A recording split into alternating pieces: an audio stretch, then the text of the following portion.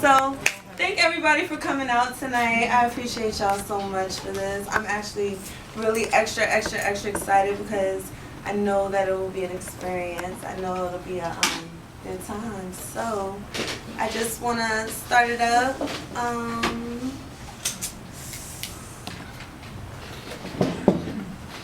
Can't just stand there and wait. I gotta do something. Dive deep inside their souls and move something I thought I say. But these poems been running relays. I need to cross countries. I need to move boulders off from shoulders and bruise something, prove something, fear nothing. I'm not scared. Just never been here before. Staring out at an audience like ocean while my feet stay planted to the floor like a shore. Like I'm in a marriage with these poems and the stage is my paramour, my share of Rhea Moore. I wonder if Stevie was more afraid to see or bored. Like I wonder if they listen or hear, because it's here, it's my life, ain't no need to perform, but the stage is not mine yet. I want it, will get it. Their attention is my objective. This open mic shit is not an elective. I didn't come for the extra credit, I came to debt it. Like every time I spit, my shit sends a message. I want that stage. That's why I just can't stand there and wait. I gotta do something. Dive deep inside their souls and move something. Give me a chance and I will. Will will them from their side conversations and LCD screens. Will make them move from the rear to the edge of their seats. Will articulate my rage and make them crave to see the way I dream. I speak bob and weave by frosted trees. I can take Americana and make it mine. Write you lines of jazz and boogaloo. Sprinkle voodoo over letters and give birth to something classical. Spit these lines in A minor and spit you thoughts in E flat. Go outside the lines like R&B tune and make you groove like a hip-hop track. Letitia's wind chimes add to the melody. My words be the harmony. It feels like serendipity. Sweet, you just touched yourself. Hell, I'm trying to touch me too. I melt my glue and put on for you. And it don't matter if they applaud or understand the risk scheme of these bars. Thrust me into your apron at work. I be wearing one, y'all. I want on that stage. That's why I couldn't wait. I had to do something. I wrote this poem from deep inside my soul and to move something. I know I can do this. Spit you a lyric that will make you remember me. Write you a rhyme so that you fall in love with me. Make you remember why you put up with me. And these high soliloquies, these pieces of me telling me that this stage is completing me, keeping me in flight. Thank you.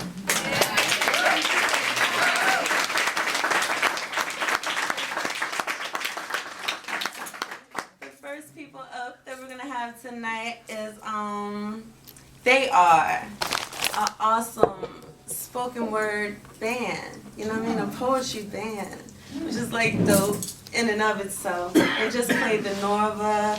They're awesome. I've been wanting to see them for a minute, so it's my first time seeing them too.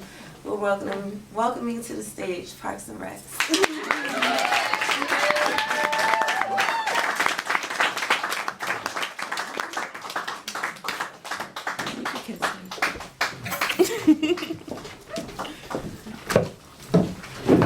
And ain't they cute, Jesus?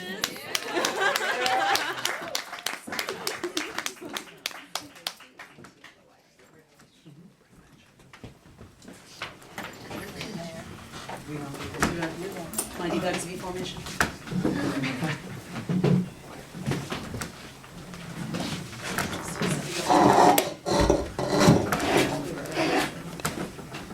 Hi, we're Parks and Recs. We are a spoken word acoustic band, and we consist of 3 poets: myself, Steph Love, Kiara Stack, and LoJack. I don't know why I forgot the name. And then also we have RPG on guitar and vocals, and also CS on vocals and bass. So we just played the Norva. I don't know what to say. So we just played the Norva. That was an amazing experience because spoken word hasn't really been brought to the Norva before. So that was really cool to do. And the better way to do it with the ladies right here. And one more quick announcement. We'll be at Philam Friendship Day. That's July 5th at Red Wing Park. Saying these question marks. So Red Wing Park, July 5th. We'll be there. So check us out. So let's get into it.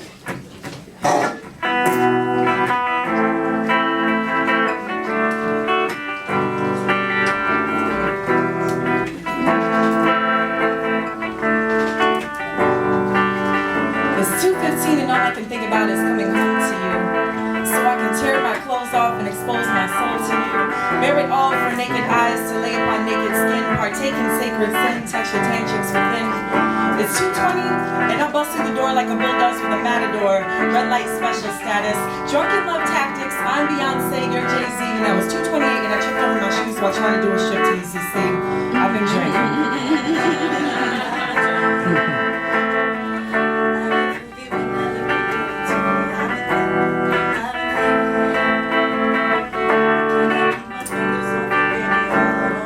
I took a shot of your eye contact, I took a sip of your smile, I made a concoction with your very being, and I sipped it with my girlfriends this evening. And while I was partaking in libations, I was thinking about the vibrations that you and I be making, placing palms on curves. I swear you calm my nerves when your fingertips draw the contours of my lips. When you kiss me so deep, my toes feel that shit, and the butterflies inside become monstrous. I hope you know I'm about to fuck the shit out of you. I mean, I'm about to make love to you. The way how songs and composers do, the way how lovers do. You and I tangled together is beautiful. No need for covers or dim lights. I want to see everything, and I'm down to do anything as long as you're up for the challenge. You keep me balanced like Libras and tightrope walkers. It's 3:02 and I hope you know I'm not a shit talker. So let's commence to make the room hotter. Loud moans, soft tones, let's get you a little harder. Let's remove layers of ourselves, revealing nothing but our kingdoms to explore. I want you more than I've ever wanted you before, and damn. It's 3:17 and as we sit on our thrones, I'm exercising your bone, licking, flicking tongues, switching positions is making my body quiver. You got me flowing like rivers, so now it's 3:32, so you reach for the prophylactic. This room has gone from home and garden to galactic. You enter me and we make Milky Ways. Each stroke has its own silky way, a trace of my insides hallways. A place where you're welcome always with plentiful penetration. A demonstration of bending backs, arching arms over shoulders. My legs become bilateral like the wings on an airplane. And we are taking flight on this night of passion. And as we soar ourselves into action, we both explode like a chemical reaction. Volcanic like. Fireworks on the 4th of July ain't got shit on us. We just sigh with satisfaction, and we just lie in abstraction, because what just happened was an inspiration from Monet and Picasso. Bach and Beethoven were a symphony meets a museum. It's 4:45 and our bodies lay lifeless. Rose petal connected kisses line our lips as hands wipe away cardio-induced perspiration. I look at you, you look at me, and just before we initiate round 2, I whisper, baby, I love you. Now go make me a sandwich.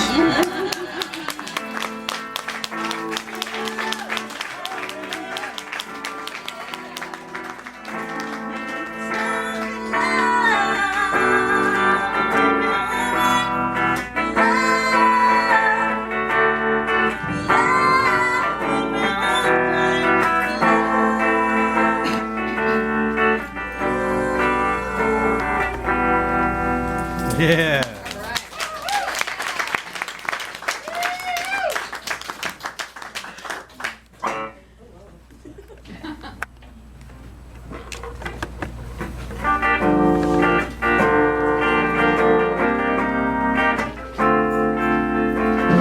If your expectation and exploration is for carnal consumption, know that my ambition for penetration transcends bone and marrow. I'm a paradoxical paladin purposed to fulfill supernatural expanse. Targeting my quiver and quill for spiritual intercourse. Metaphysically piercing my objective with 2 in the chest and 1 in the head. For the aim of mutual reciprocity based on his intention for connection. With aspirating beyond fleeting affection, should you choose to accept this mission, understand that it's a decision to be consciously conscripted into an unyielding expedition of cosmic kingdoms, epic battles, and adventure to which the rest dare not tread. For I am Josefina incarnate on a quest to rebuild and restore. So unless you have the vision of a pharaoh, then sir, I'm afraid that your sight is just too narrow. Because if all you can see is a side chick to bow down on you, boy, I stand up, tall, bucking right in front like a grown man. So let me help you understand what your eyes don't perceive. I am a tribal warrior descended from queens, meaning my royalty is not designed to be invested into those who don't get it. My loyalty is designated for combat alongside in the fight, and my fist up in rejection to the ignorance of my life. And like 9 stacks, I stay gold, pony boy, with no time for unwholesome intention or fake decoys. I am allocated for celestial collaboration with no room for pretension. So with that said, anything out of line aligned with my true north, and his life that I've been entrusted is that of sight and not in mind. And thus you'll find that my alliance is resolute and your desire askew. So, you want to get filthy nasty with me? Then you got to get your hands dirty in the grit of real life and stare deep into the ugly and uncomfortable strife. Anybody can be there under the right lights of sunny days, and will you stay during the cold darkness of the soul, willing to walk beside me while I grow from bruise to whole? I need you to know that before you take another step, know that I am not a sprint where you can dive in quick and haphazardly. I am an unrelenting ultramarathon that brings grown men to their knees.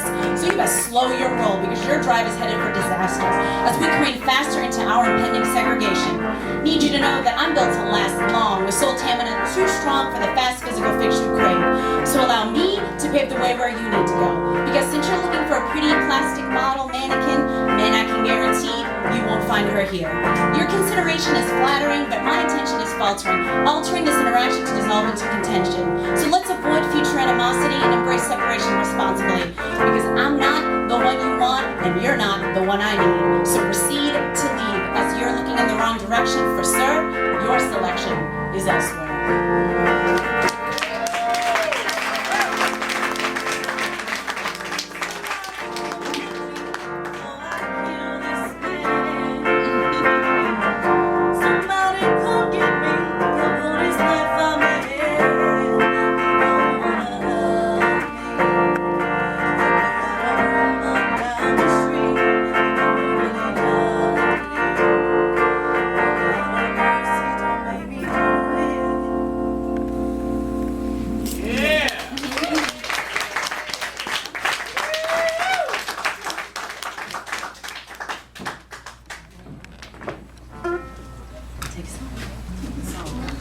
One more for you guys. Thank you. On the first page of this story, our future seems so bright. Then this thing turned out so evil. Don't know why I'm still surprised. Even angels have their wicked schemes, and you take them to new extremes. But you'll always be my hero, even though you lost your mind. He's about to swing Barry Bonds. There's no telling what substances he's on. Maybe it's just an elixir, this life he's chosen. 2 DUIs and the IRS check holding. So he's holding me by my neck until I'm pinned. And he hates that I reflect the hate box he's living in. Must be some kind of defect that I deflect his flaws. And it must be out of respect that he detached my jaw. Uses his hate projecting hands, and I just disinfect the wounds. This isn't 50 Shades of Grey. This is 50 Shades of Doom. And I used to have self-esteem. Yeah. But then I had to make room for his insecurities and worries. I had to become subconsciously cautious of my conscience and ignore the bruises to my bronchus, face, ribs, legs, and come convincing in my responses. Oh no, I'm fine.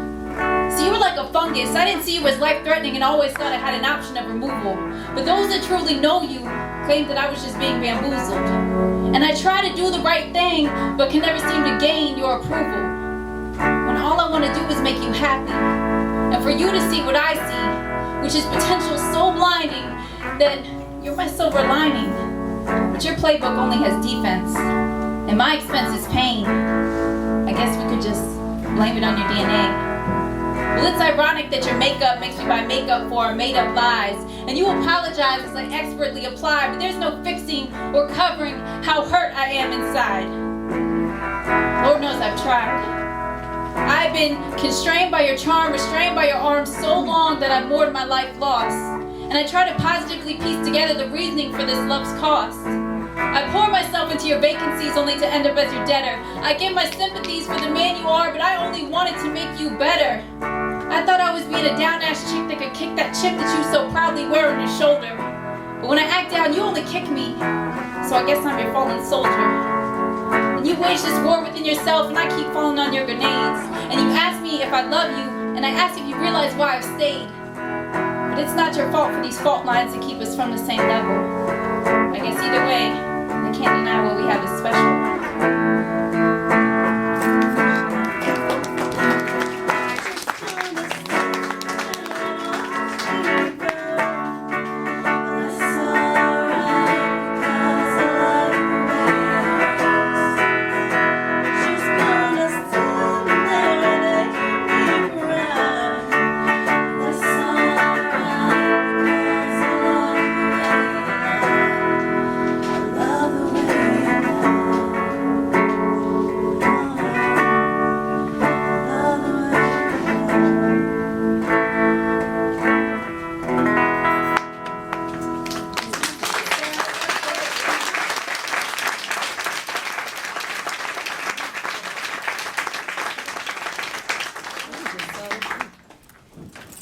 We're Parks and Recs. You can find us on Facebook, Twitter, Your Mom's House for dinner, and yeah, thank you so much. Again for Parks and Rec.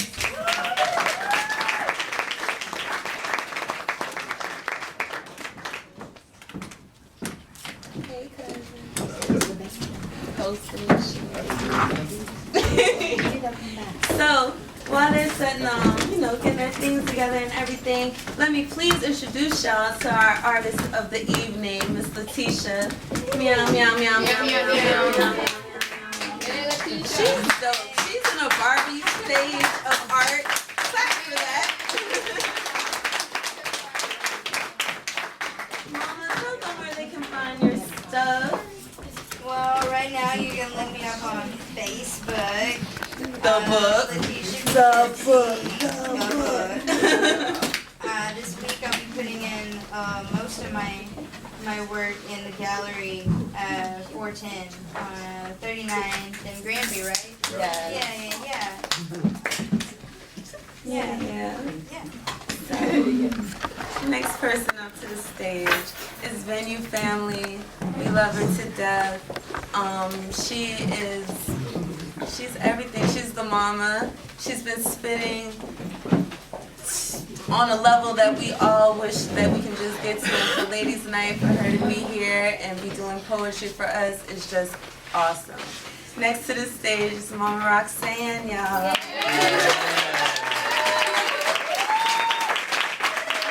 It's my own poetry. So here we go. Oh yes, it's ladies' night. The feeling's right. Yes, it's ladies' night. Oh what a night, oh what a night. Yes, it's ladies' night. And the feeling's right. Yes, it's ladies' night. Oh what a night. And to the fellas, if this world were mine, I'll make you a king. With wealth untold, you can have anything. If this world were mine,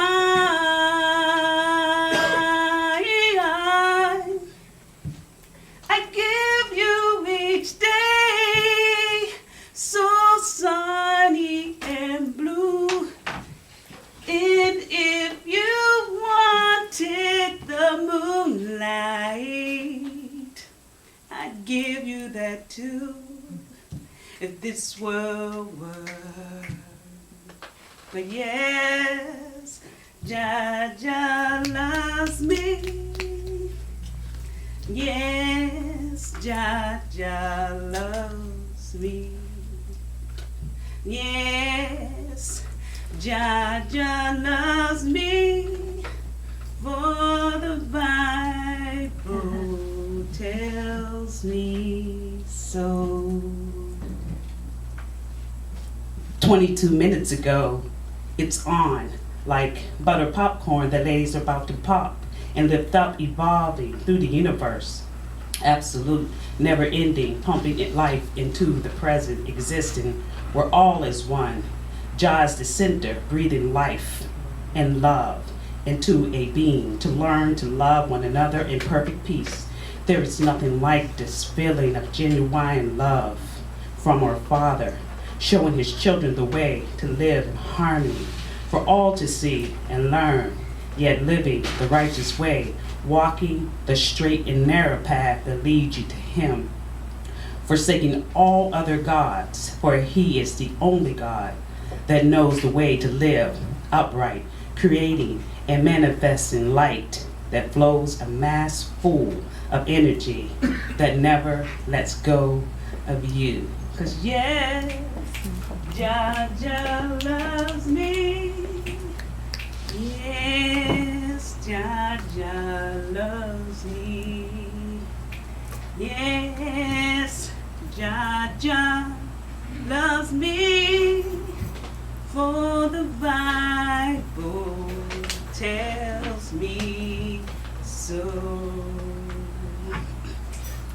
For the Bible tells me so. So that is going to be my first one.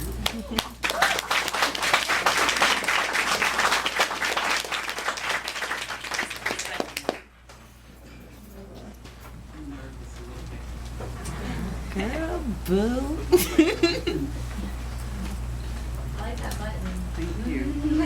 Here we go, the second.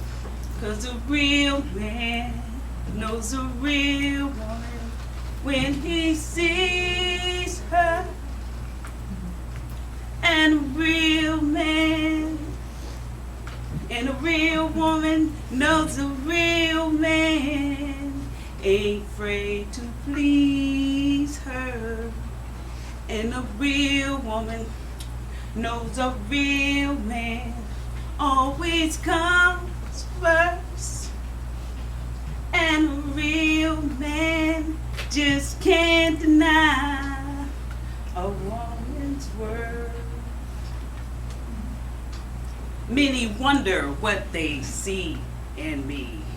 Many wonder where my secret lies. I'm not cute or built to fit a fashion model size. But when I start to tell them, they think I'm telling lies. I say, it's the reach in my arms.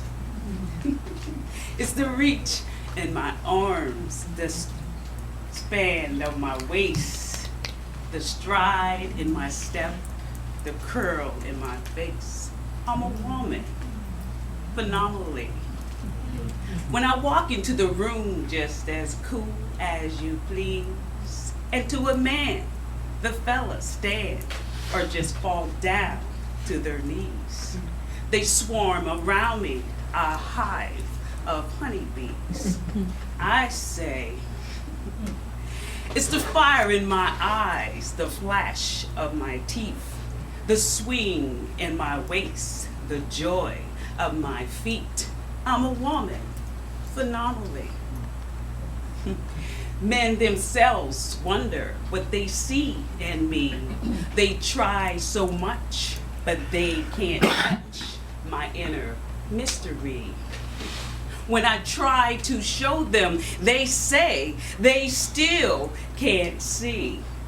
But I say, it's the arch in my back, the sun of my smile, the ride of my breast, the pride, the joy in my style. I'm a woman, phenomenally. Now you see what, now you understand why my head's not bowed. I don't shout or jump about or talk real loud. When you see me passing, it ought to make you proud. And I say, I gotta remember this part. It's the click of my heels. It's the click of my heels. Oh, the bend of my hair, the palms of my hands, the need of my care. I'm a woman, phenomenal woman. That's my mother, your mother, your grandmother, my grandmother, your great-great-grandma, and my great-great-grandma. All you women and me. 'Cause a real man knows a real woman when he sees her. And a real man and a real woman knows a real man ain't afraid to please her. And a real woman knows a real man always comes first. And a real man just can't deny a woman's worth. But I'm gonna make you love me. Ooh, yes I will. No, I will. Make you love me. Ooh, yes I will. No, I will. But stand by me. I stood by you. As a matter of fact, I'm the foundation upon which you stand. I'm the backbone which helped you sit. You may have planted the seed, but I've watered it, watched it, harvest the crop which feed your hungry mind. I endured the pain to birth a child who could be a leader of leaders among nations. I paid your bail for your jail to unlock you from hell. But yet the cells still imprison your mind. I listened to your lies, knowing they were lies, and still stopped you from walking in your own web of deception. I cherished you, loved you, helped you, took from self and gave to you. But yet you still betray me. So much hurt and pain that this has caused. Understand me? Well, I've overstood you again and again and again until I can't stand you no more. I don't drink, I don't smoke, I don't get high. Dag, I mean, darn, I don't even swear. See my style, my pizzazz, my finesse. So much grace, so much poise, which leads to success. But yet, you still find wrong. Through the hollering, the hits, and the blame, I could see you were hurting, and I nourished you. But so many years have gone by, and nothing has changed. Still, not having you around would feel sorta strange. Like a bird with a key to get out of its cage. I'm a poet with a pen, writing words on a page. The truth is the light through the words that I write. And the words I recite are for all to understand. 'Cause I'm a strong black woman who stood by her black man. But let me be your angel. Let me be the one for you. Let me be your angel. And let me be the one you believe in. 'Cause I stood by you, now stand by me. It's only fair, don't you agree? The child I bear will soon leave home alone.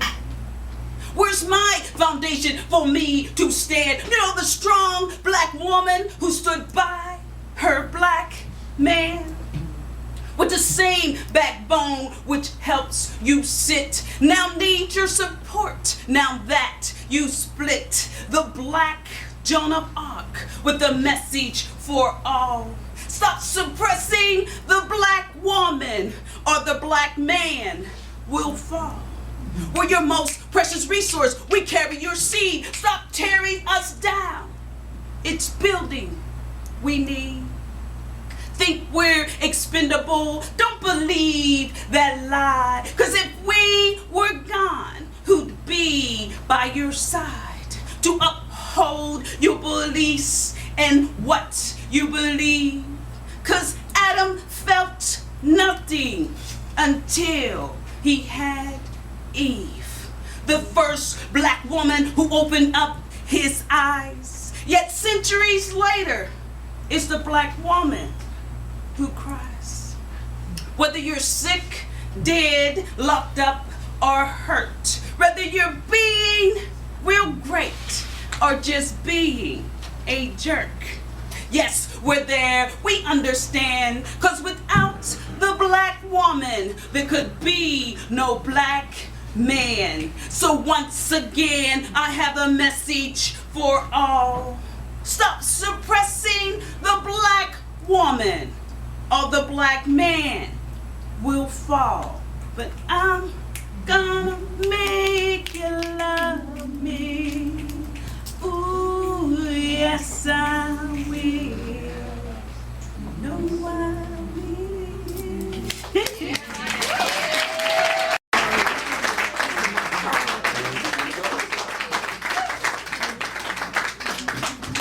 One more time for Mama Roxanne.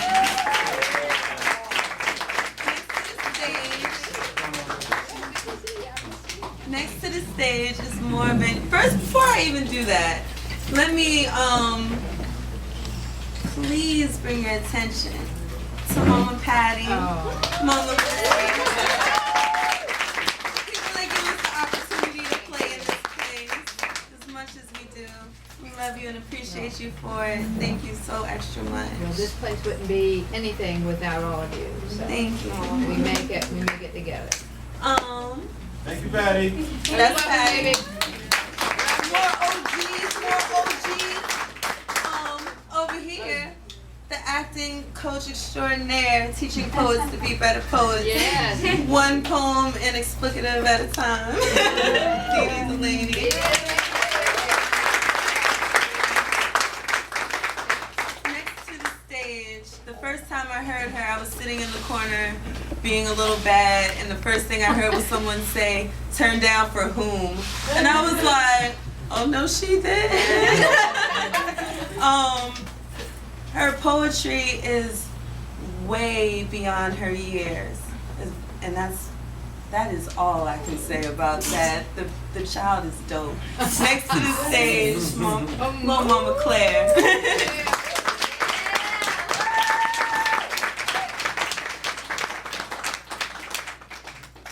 Hey guys. I have 3 pieces to read. The first 2 are from a little book of poems that I made in October that some of you know. And if you want one, just come see me or like add me on Facebook. Team, she has a book. Well, you know. It's also online in color, and I can give you that link. And I'm not even gonna tell you what it's about. This first poem is called La Livre de Basel Convention. On this day, the day of the moon of the year of the us, it is at this time agreed that within the walled city of Kowloon, the Tower of Babel station, there now shall continue to be stationed there, aware of the risk of transboundary movement, plus mindful the growing threat la mineria de datos and Bitcoin mining and mining technology, mining computers without windows or ventilation, Mindful also that the real solutions, population control, agricola, sons and crocodiles in the city square, no thing that all know right to do, but wanna convencido de que la mano revela an outlaw. Plus, mindful of the noble restaurants, yacht un prof disto glac a delicacy, paranomist and paranomipolis, affirming its preciousness. Bekrefter de labyrinth irreplaçable, sorgen for das problem of verboten transboundary obful, hazardous low contrario. And concerned of problematizing of solution, we hereby declare un anarchy internationale de la page into mud. A mud Feliz, with capitalist work ethic, that, all that, or nothing, and nothing at all. We hope the view gets better, to sink down to que no sombrum decomposen, tink darlig og light snary snove off cliffs to substanza, and we present the terms of this lease. The term of this lease shall be 99 years. And that's the first poem.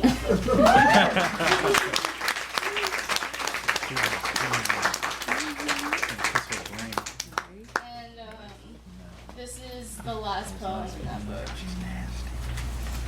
And it's called Radical Initiator, Propagation, Termination, and the Insulator.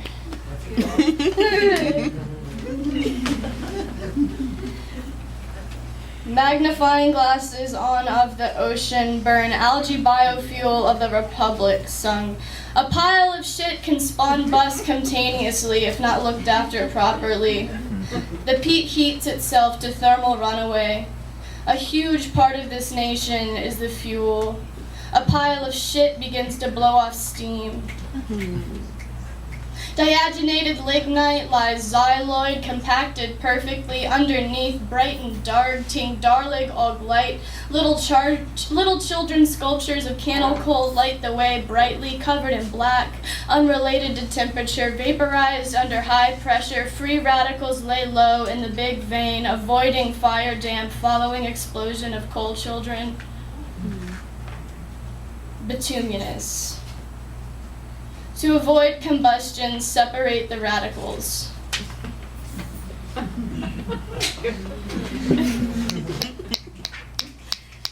The best, one hydrogen atom short of a water molecule, we simmer. The pile of shit heats.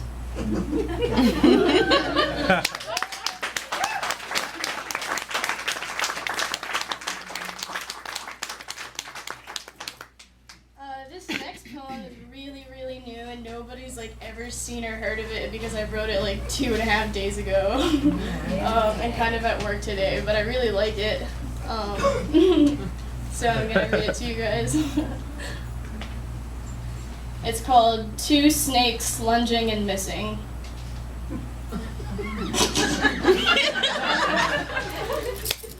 Love, love, love, love, love. Killing the feature, killing it.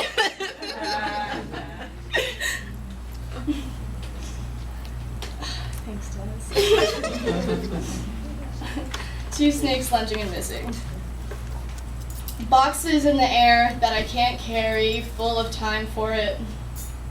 My scribbles are some universes. I don't know their details, just swirl them in with my wand, my heart irrelevant, like whether or not things are gonna happen like you thought they'd turn out. My heart is blacked out on the living room couch. My heart is in the backyard lighting the grill.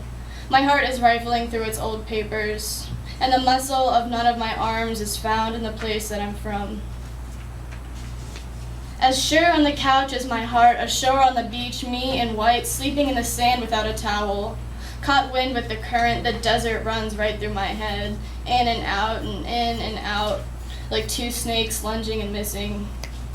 I don't know if we can bike to all the places we want to. I'm giving these some gas money. Remember Randy's fancy-ass little road bikes, dapper as fuck? Remember Randy on a skateboard and flip-flops down Sleepy Hole Road? The surface of this planet widens.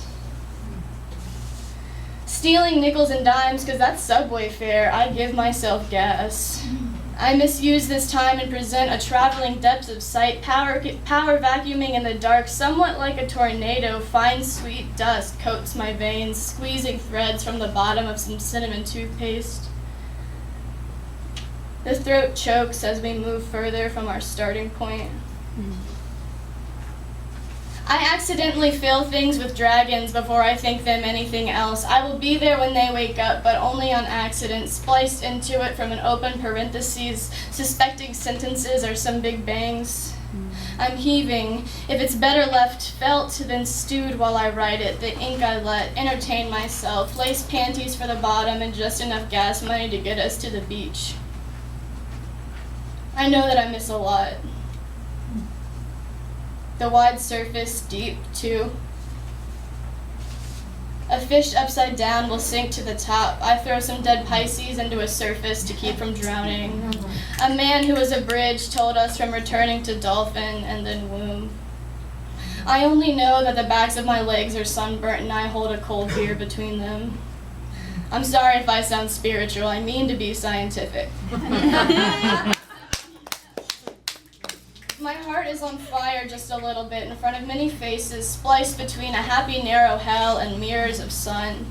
My glimpse melts into 46 different elements. The broad web widens. A fly stuck to the top crawls to the bottom.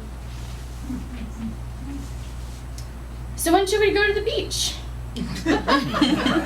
I vacation on the rest of everything. I am desperate to lounge there. I will make a family web of all the grains of sand on the shore. I would be smothered. Sailing has always seemed arrogant to me, a mortal taunt skimming over the rest of everything.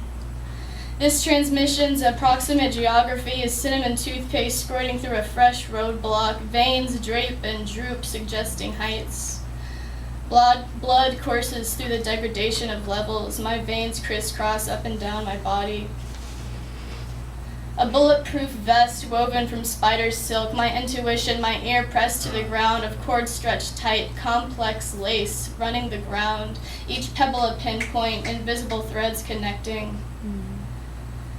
My heart sits in front of me at a pizzeria with submarine paint on his arms. My boss bars me from hanging out with it at work. My heart has woken up late every day for the past 6 years, throwing lines to dead fish, and still I worry about what's for dinner. Like the snakes, lunging and missing. A shark smelling fresh meat and fading influence, I swim in circles chasing my tail. This poem came during a worst-case scenario. This is what I trained for, feeling a murderer's guilt when my 100 legs fail to find new dirt to scatter. Hell is an eternity of never chasing anything else. I am a millipede. Tie threads to my legs and pull. I wrap myself in sand and thaw in the sun, and sometimes there I wait. My heart used to beat out of its chest to catch every impulse. Thank you.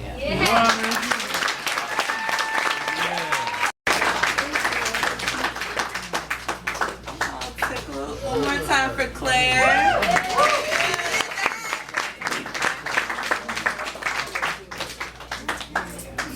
Wow. Next to the... I know. Good job. Wow. Next to the stage.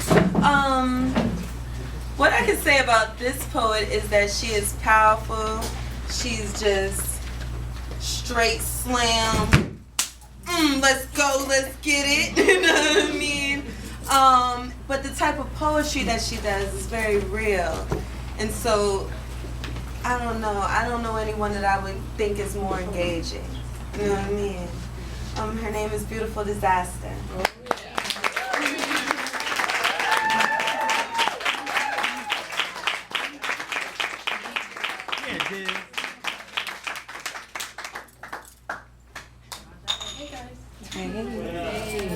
Oh man, I got pulled over on the way here, so shout out to that car. Did you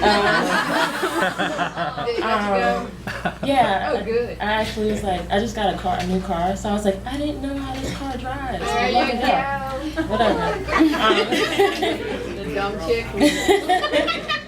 Thank you guys for having me. Special shout out to my coworker and her family who came out.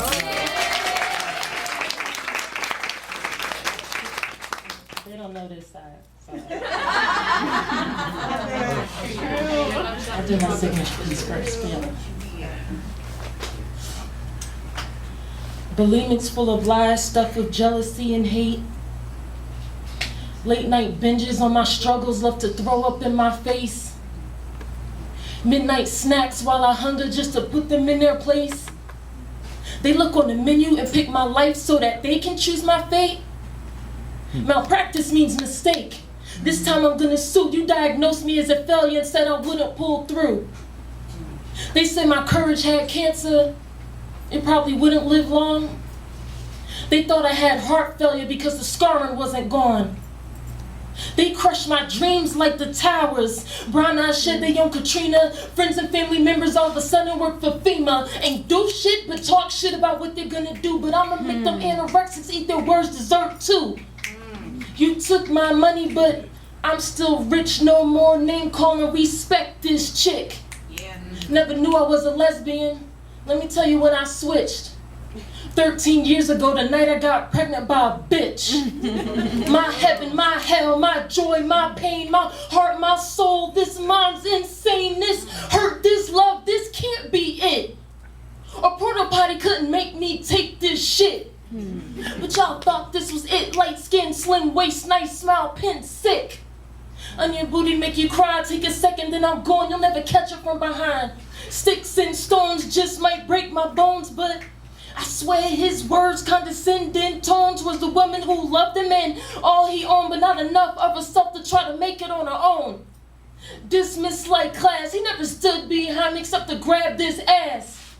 All his lies tried to blind me, see through like glass, reflection reflected as memories pass.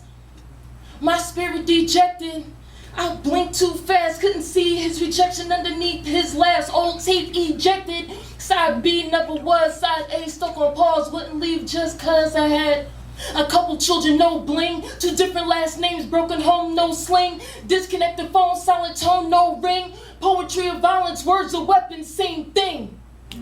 They said my son wouldn't be shit, just another drug dealer. High school education, man on a big wheeler.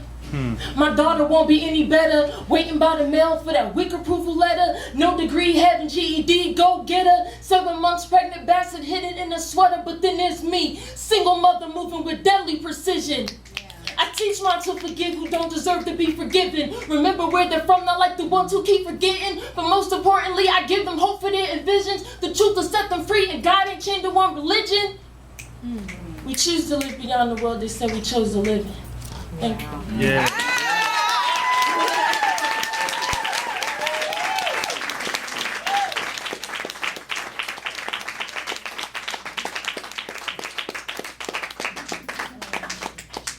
All right. I had fun writing this one, so. Okay. Who you calling a bitch? I suggest you rewind before you finish. Reverse, rephrase before your tongue goes out of business. Divert your gaze until your vocab is replenished. You got a record for disrespect, don't you? Man, fuck your World Book of Guinness. Before you gave a smile, Colgate smeared all across the pretense. And then I declined your advances, and now your compliments are cracked with insults. The period to your sentence. Words bloated with vulgarities. Free obscenities is like a new charity. Your boys laugh at the hilarity, but to me it's not even funny and there's no comedic timing. That's why I grabbed this pad for your PMS, but your ink stains are steady rhyming. Pen bleeding all over these sheets. Don't just blame me, blame the ones standing around me. The women demanding respect because we're no longer asking kindly. I'll tell you what a bitch is. A female dog, a canine, and Cujo had nothing on a woman with a hard spine.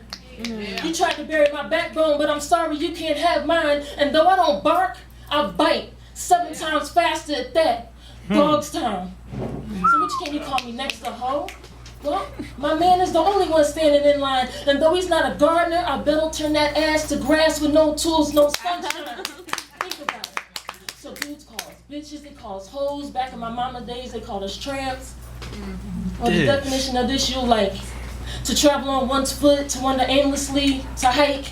Now, given those words, your lack of a car, no skates, no scooter, no bike, no job, no home, no money, no goals, the tramp is you. That's your life. Don't you ever tag me with a price less than the priceless gift of a beautiful woman God designed as a mother, a wife. One who's worth more than the worthless words running out of your mouth, stabbing her in the back. Your fingerprints, your knife. Her self-respect lost in the gamble of nouns, verbs, and adjectives thrown at her from all sides. Your dice. Until she's fed up and leaves you because she's starting to believe you, locking up a piece of her heart. Your slice. Now before you say it again, I'd think twice. Picture your mother and your sister, nice frame on it. Cause the next woman you insult might be that bitch with an itch to get a shovel and dig a ditch and put your name on it.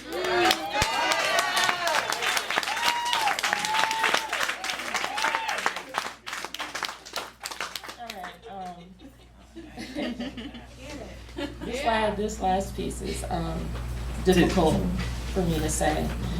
And I've never performed it here. I only performed it once and I didn't get through it, so.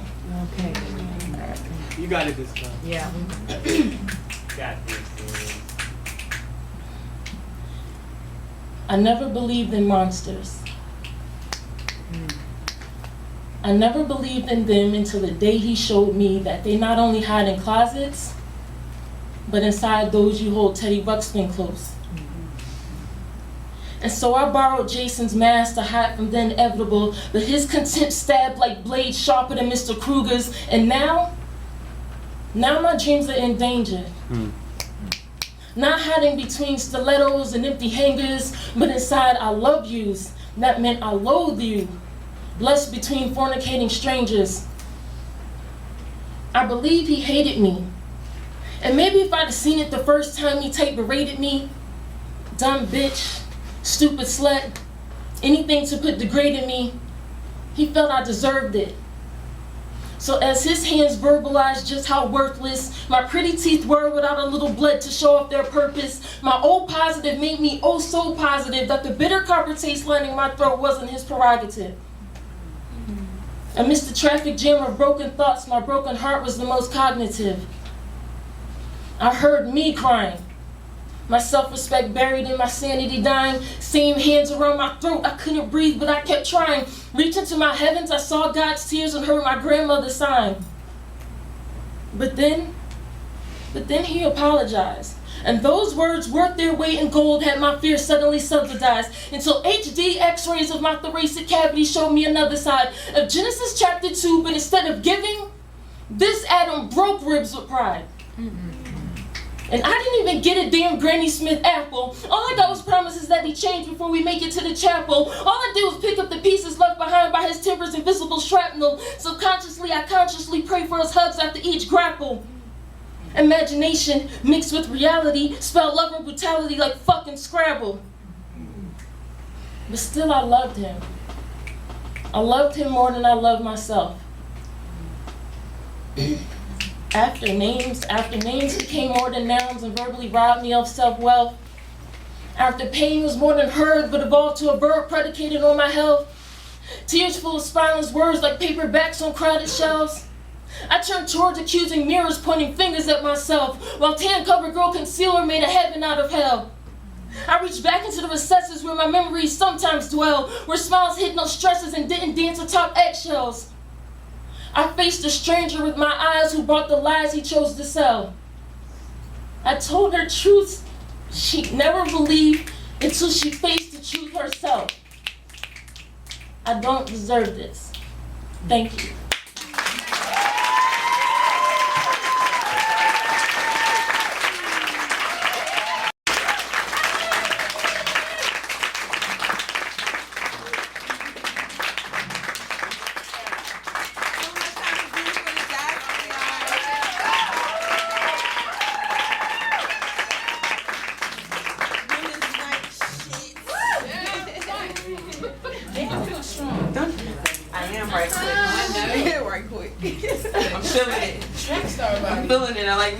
We going real hard right now.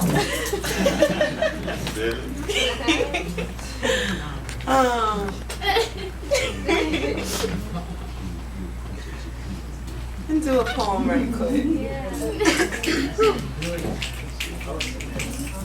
Speaking of women issues and things of that nature. Lauren Hill, where are you, darling? Cause hardly am evolving without you. Knew that you're Buffalo Soldier, dreadlock, rasta, star would betray you. Play you as concubine when he escorted you into royalty.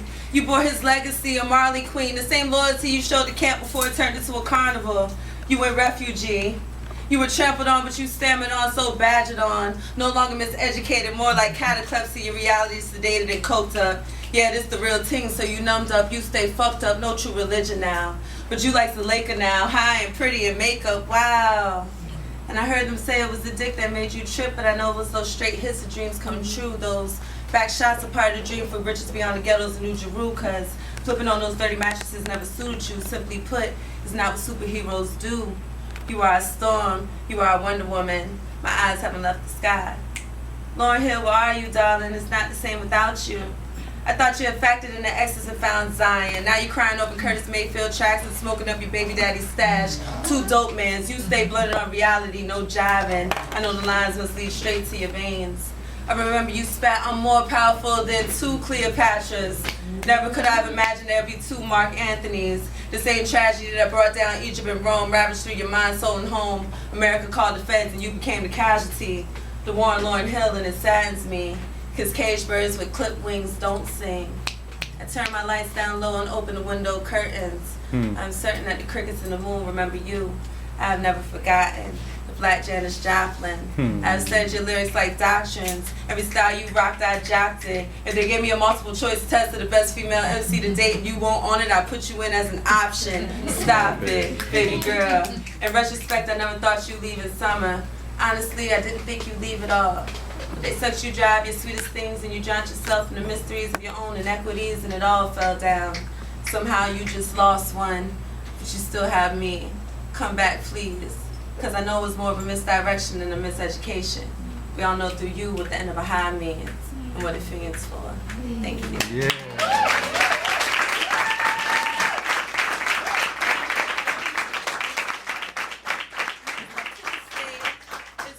Classmates, and also she doubles as one of my classmates and everybody's best friend.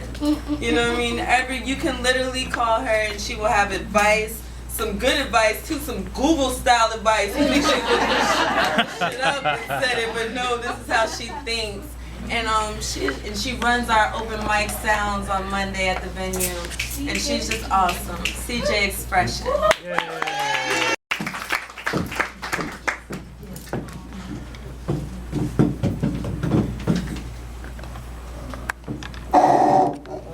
Little Mighty. Good evening. Yes. I've got 3 pieces for you today, and the first one, Taz had mentioned that several of us, I believe 5 of us this evening, are in his class. The first one is a dedication to Dee Dee. It's titled The Marlin. Ever since the bathwater got cloudy with soap, and my childhood self slithered out of the tub, shrieking of imminent shark doom, I've had a terror of the giant lurkers in the swells, cruising the same currents as I. So, I didn't expect to dive so deep. Compelled, I had to follow this fish, to learn his perceptions, how and where he formed them, to admire the shimmer of his scales as he navigated the same waters as I, content to just swim in his wake. Playfully darting in and out of perceptions, sipping and savoring his bubbles of wisdom, eagerly drinking up what his gills filtered, I subsisted on what I knew must just be surface flakes of his poetic banquet. So, when this great marlin of the depths turned mid-leap in his storied life, inviting me and others to become his school, we were the ones jumping through the sea foam at the chance. Like sponges, we soaked him up, every nuance, twist, turn, and angle in his dance, patiently directed in the shoal of his creation, We even coined a phrase for his style. Expressing a desire to learn from us, he reminded, life is a school of inspiration to be embraced. As we skimmed beneath, bathing in his knowledge, light shimmered down from the surface ripples above, illuminating our minds and leading our hearts to the truth. Whether guppy, bass, salmon, or clownfish, we all wanted to transform into the marlin, each one of us aspiring to be like our beloved Dee Dee. Yeah.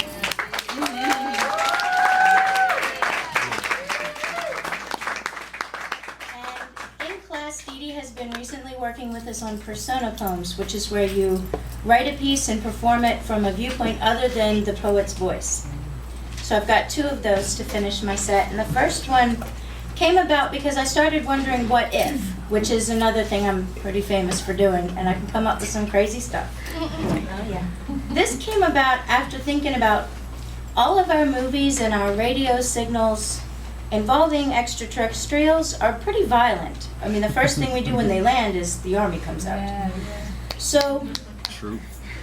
what if aliens once walked among us, but we never knew it? Ever. So this is called Wasted, an alien report.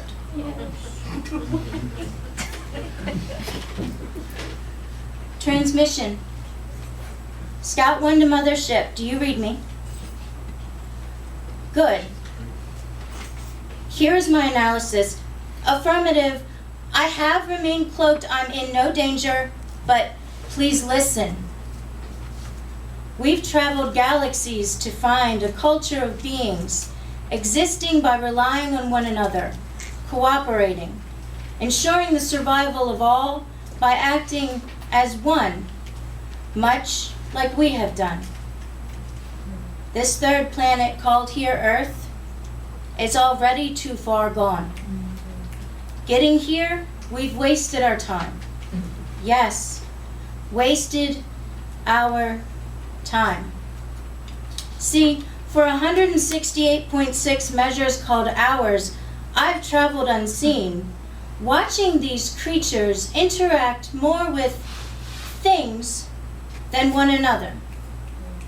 Status briefings come from a largely unknown collective elite, viewed on big screens each evening, instead of stepping out and gained by asking, "What is needed, sister, brother?"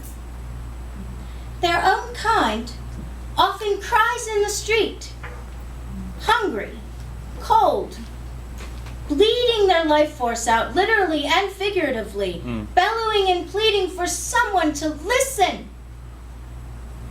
In response, those within range scowl at their covered windows and shout, "Shut up! I can't hear my TV!" Worse, when navigating streets, they rarely look up at those they could meet, making contact with little more than portable touch screens. Those aforementioned screams are ignored using creative accessories, wire from strings running from palmed devices to fully functional human sound receptors. And if 2 bodies do touch, they recoil and change course straight away, completely oblivious to what the other one might have had to say. They choose not to hear. Multitudes of these bipeds gather daily, performing individual tasks which at times require audible information transfer. Sinews move beneath their breathing center to shapeshift a slice into a curved or straight plane. I've determined this location to be pretense practice locales. Issued and received communications are not evaluated, discussed, or resolved. Activities are largely centered around objects with no true warmth or unassisted pulse. The sense and power of self has been lost, traded in for shiny, beeping, flashing products on shelves. Occasionally, the masses shift by scissoring their stems, some riding pods in silence, though surrounded by others. Visibly rushed to return to their private domiciles and ever-present technology. There is an atmospheric relief felt that the charade of community is over. Physical contact experiments have been conducted numerous times with little notice. My efforts were to discern if their preference for connectivity was evolutionary, a lessening of receptors programmed to sense touch. Subsequent disgruntled expressions at a puff of air on the head, a brush to the extremity, or foreign matter placed directly in their path mid-stride have revealed that they possess nerve centers throughout their body. They can feel. Certainty was sought before giving my final report. Our kind hoped to discover a thriving race of diverse appearances, sensitive to the needs of one another, able to connect with basic instincts, capable of love and caring not only for themselves, but all living things universally. Mankind's assistance is, at best, a distant hope. Earth's dominant viral race does not currently have the will to help even each other. So, expecting them to help other kin is not worth the precious oxygen required to reveal ourselves and ask. Phase me back to outer space so we can move away, leaving not the slightest trace. We'll continue to search for intelligent life, capable and willing to assist in our desperate plight. Yes, that is my final report. Disappointing, I know. Preparing for evacuation and ready for flight. After exploring here, I'm eager to go. Transmission ended.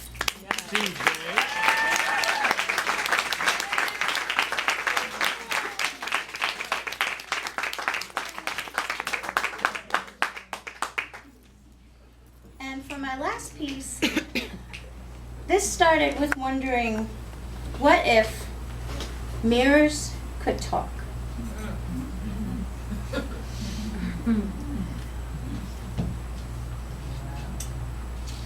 It's called peripheral vision. You've always come to me, the sentry in the hallway, before you open the door and face the world. We've had a complicated relationship for quite some time, and maybe aren't even friends anymore. See, it wasn't always this way. I'd hoped you'd truly learn to see, but now I see. That won't happen. As a youngster, you sat on the floor, amazed at the view, clapping and cooing and laughing. You were content to just love yourself. I was so proud. Nothing but pure joy and wonder filled your eyes as you delighted in discovering each new trait possessed. I reveled in watching you become self-aware, growing so fast, developing preferences for shapes and colors. Soon, you paraded before me, chattering away, expressing budding personality. Using the gifts of speech and thought, you wondered why and how. I miss those times and your innocent gap-toothed smile. You were so confident. The first day a solo journey beckoned, you were all spiffed up. I remember, with a new backpack, new clothes, and excited, gleaming eyes. You smiled with freshly brushed teeth, and 2 ponytails held your shiny hair, tied with ribbons. I admit it. There was a lonely twinge when just a glance you rushed outside. I felt guilty about that day later. Soon, you were staring at me too long, twisting this way and that at unnatural angles. Your eyes asked new questions that I hadn't witnessed in them before. I thought the new glasses were designed to help you see, but one afternoon, you removed them and squinted at me. I'm not sure where those glasses were most of the time, but their absence produced scowls and frowns as your taller frame was scrutinized longer than ever during our visits. Poking and pulling critically, you murmured comments I did not agree with. I winced as you harshly squeezed your pores till bursting. I didn't exactly dread our time together, but I could see you were changing, and not in a good way. I'm not sure you ever realized it. Determined, I showed off your positives. Freckles lending distinct character, lustrous brown hair, bright, intelligent eyes. You glared disapprovingly at my efforts. The sense of danger became palpable as you primped and preened, daily inspecting every part, claiming so many of them as flaws. Grasping fistfuls of your locks, you tugged in a way which could only be called painful. Contorted in agony, you stared at me as I mourned our early days together and wanted to help. Suddenly, you tore me down, smashing me into pieces, shattering me to the core. Still, I reflected the positives, silently pleading for you to see my perspective. You are youthful, witty, full of promise, and so very exquisite. Because of your presence, I feel beautiful. See the truth, it's before you in living color. Hope bloomed as you reached out. Was that understanding in your gaze? No. I was misled by the resolve expressed. Our fractured bodies met as you abused my purpose. Selecting one of my shards as a tool, you dragged my jagged edge against your precious flesh. Christened in your life force, painted red, unwillingly I tasted you. From the crook of your arm, as your touch faded and your fingers dropped, I watched the rosy color drain through the deep, ugly gash from wrist to elbow. Who will find us broken together here on the floor? When? Why couldn't you listen to me instead of the world? Thank you.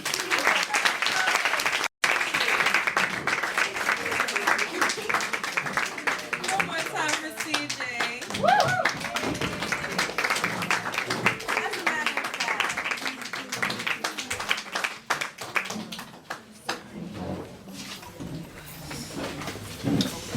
fact, y'all want to do intermission? Great.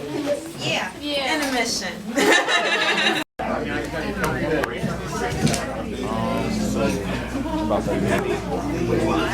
Welcome back from after intermission and after intermission theme.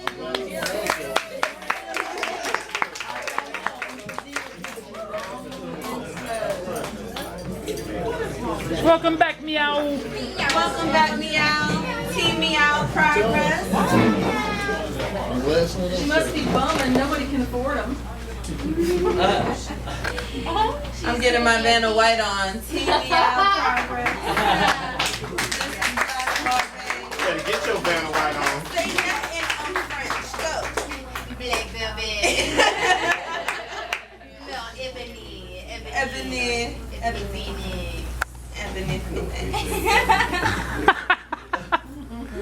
Thank you, 35 Live Art. We getting it. Thank y'all. How was the first half for you? How are you feeling?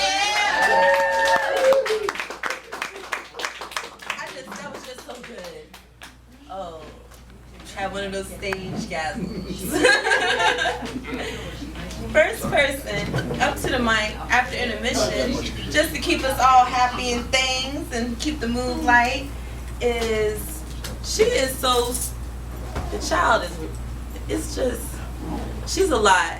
When you just, you know how like somebody be joking and you're not ready, you're like, oh, I'm not ready. That's how she is all of the time, everything she says. So next up to the mic, Angelica Mackey.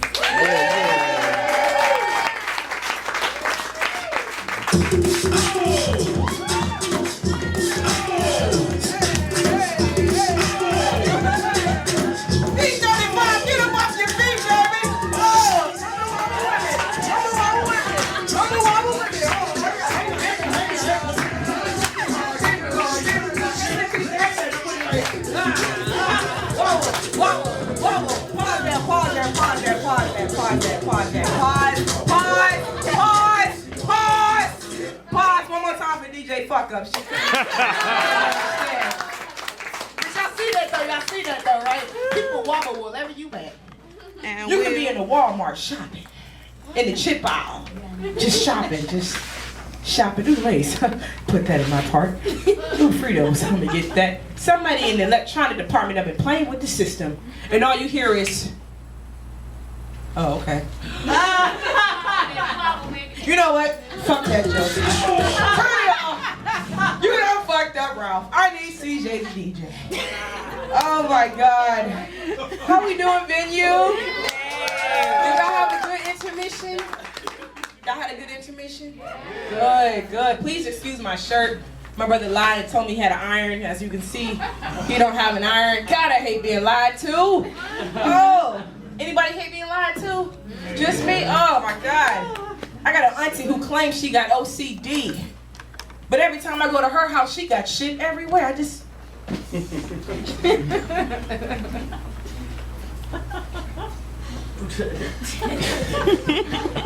And she's so welcoming too. My auntie, she's so sweet, so welcoming, but she stutters.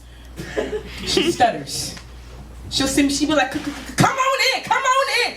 Kick off your shoes and relax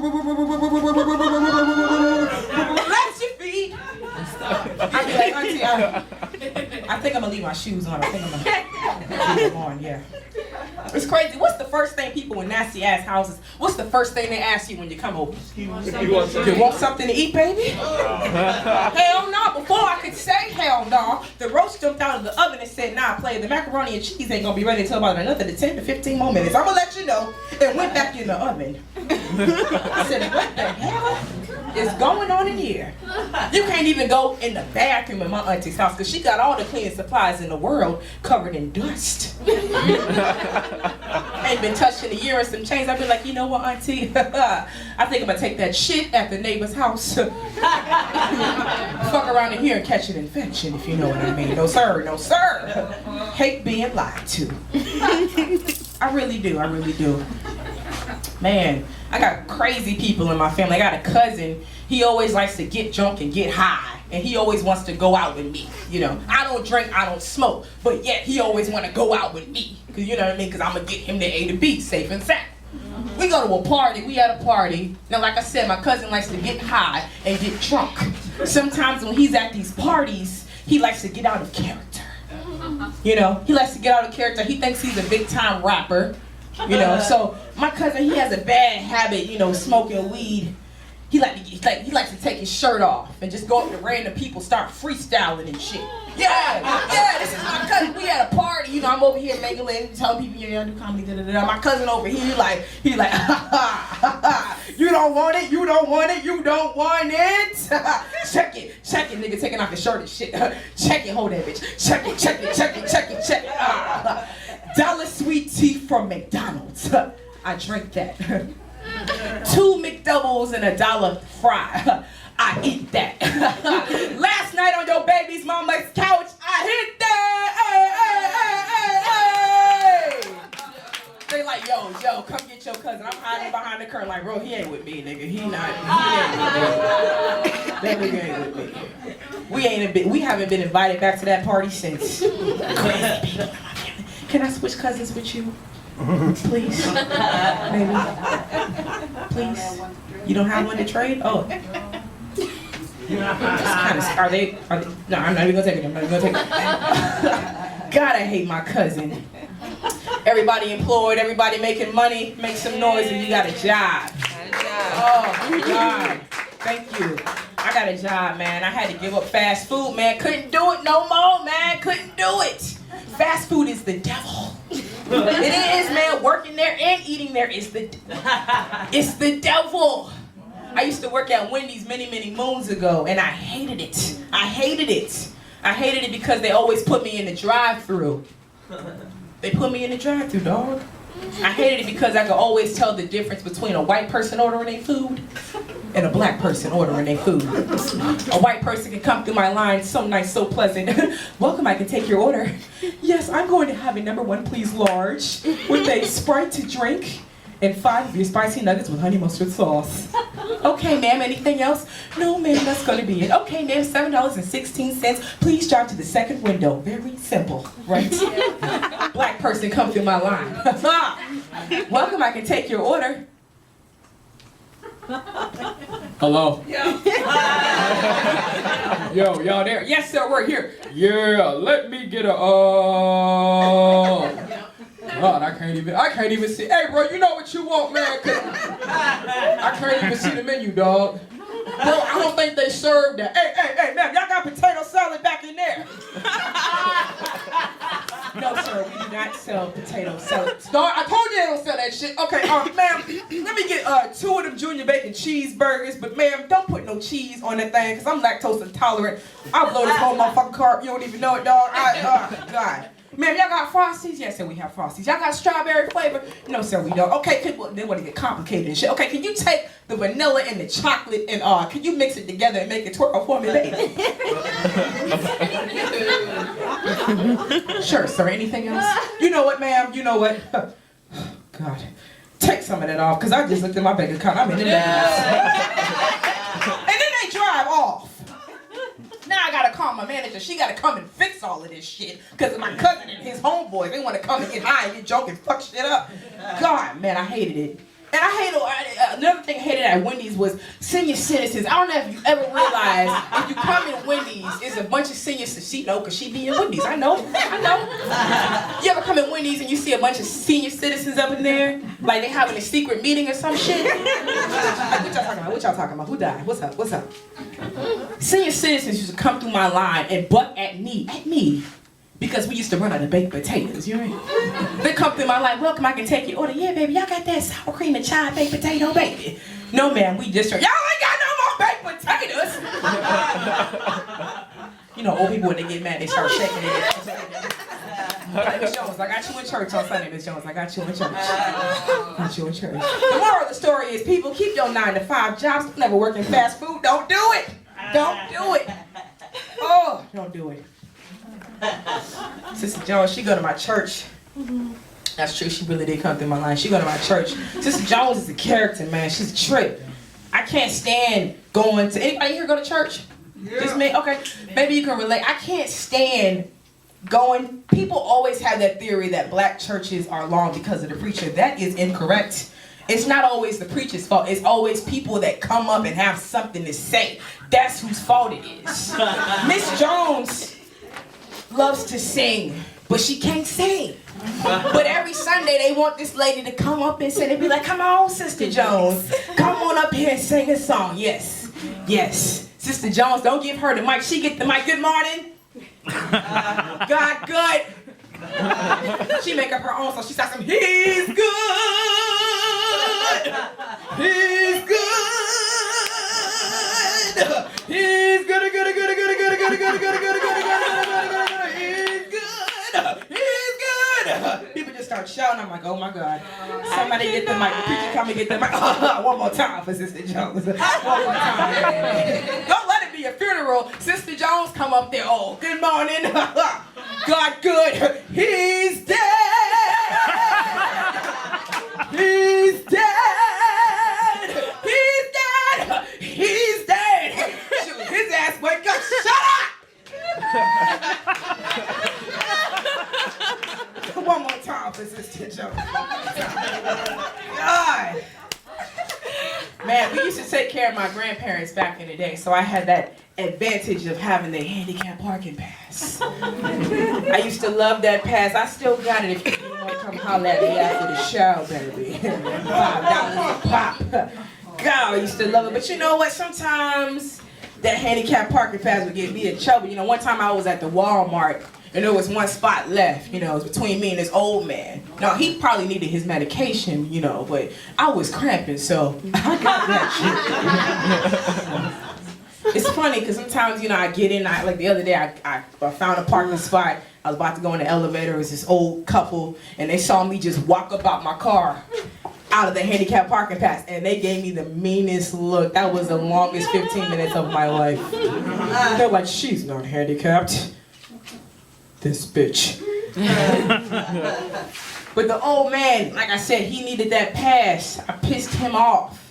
So when we got into the store, I made matters even worse because, you know, there was only one electric scooter and I took that too. Jones with him, y'all ain't got no more scooters. Just take the shit, Miss Jones. Just take it. Oh, man, I hate it. Oh, man. God, I hate it. Oh, my family's crazy. I'm the youngest, I'm the baby. So my dad, he's always on me. I'm a PK, some of y'all may know, some of y'all may not know. Preacher's kid. Man, it's hard being a preacher's kid. It's so much, you know, they expect so much from you.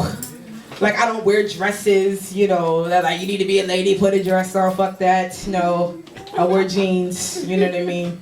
And sometimes I like staying out late, you know? Especially when I was, you know, my teenage years, my late teens, I just like to stay out late. Now I'm in my early 20s, it's like I be home on time, but sometimes I stay out late. And sometimes my dad, he's just so into his ministry that sometimes he just don't know when to shut it off. You know what I mean? He just doesn't know. Just preaching mode. Every time I see him, preaching mode. Example, I stayed out late last night, right? I didn't get home until about 5 o'clock in the morning. I came in, my dad, he was already downstairs. He was watching Al Sharpton eating a banana, reading the newspaper. Like, 5 o'clock in the morning, like, we got church in a couple of hours. Why are you up, sir? So I come, I'm like, God damn, here we go. I come and I'm like, hey, good morning, how you doing? And my dad, he hit me, but last night you came in the house at 5 o'clock in the morning now. I know, cause I was up since 4 in the morning. You don't pay no bills in this house.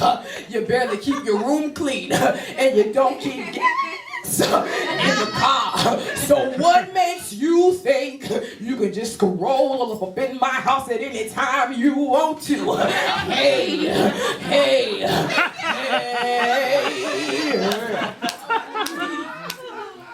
I'm looking at this nigga like, what? So I hit him back, I said, hold on, father, hold up, wait a minute. We ain't at Campbell's Chapel laying me. We at 2561 Allegheny Loop. So I'ma need for you to stop talking to me like this. Hey. PK, you know what I'm saying. So the mama, she upstairs, she heard all the ruckus, so she come downstairs and she go, in Jesus' name. I'm looking like, Mom, ooh, Jesus. Go put your bra back on. Oh my God. Y'all don't understand. Once you get past 50, them titties be to the floor. Pick them shits up, mama. Pick them shits up. Well, my name is Angelica Mackey. Y'all have been great. Follow me on Twitter.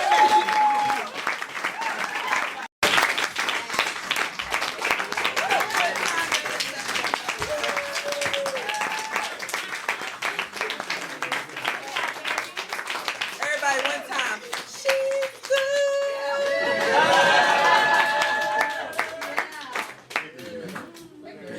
That girl good. Is. Will. Don't y'all love when we be having Mama Patty Brasher with us? She was feeling it right there. Boom. Next up to the mic. We just taught her a ratchet thing too today. We taught her how to go like this. Yeah. She didn't know. Suburbs, And she's a dope poet, but she did not know how to go. So we taught her that. She just featured last night in Williamsburg. She has a dope CD out, Speak My Peace. She's awesome. She's family. Team Booby, y'all.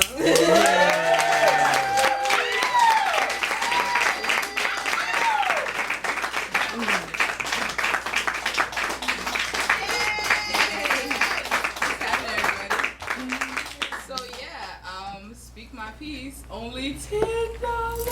Only $10? That's practically I free. love it when y'all do that shit. It made me feel so good. So yeah, got that. I got credit card swiper just in case. Y'all seen the commercial, you know what you can do. Got it. So yeah, I'm gonna spit these pieces for you. Do that. Oh, and my pops here, son. He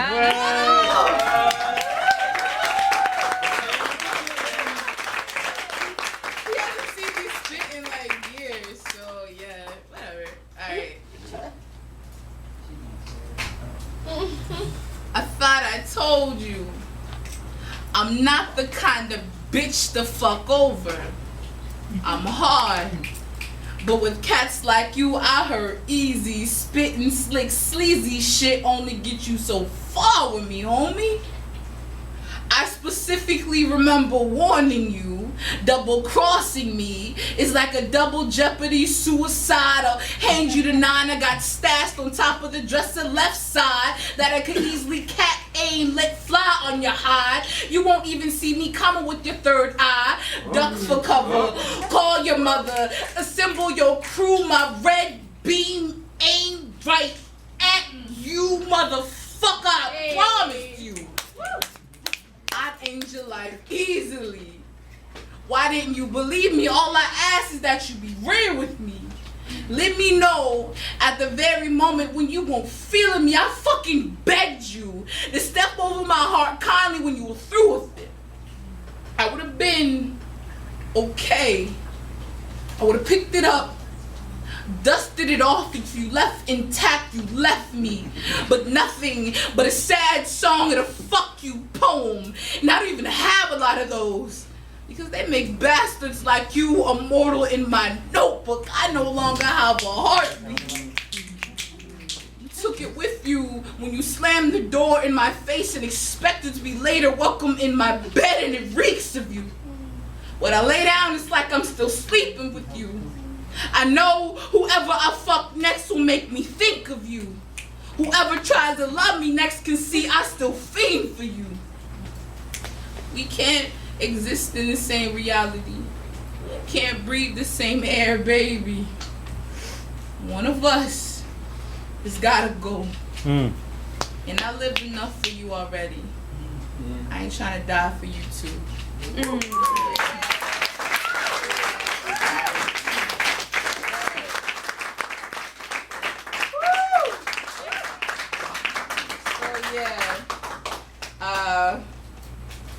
Shoot, man. So it's like the 6th anniversary of something that has happened to me that has changed my life drastically. It's changed everything I have, looked at in life as when it comes to relationships with, a lot of different people, myself, and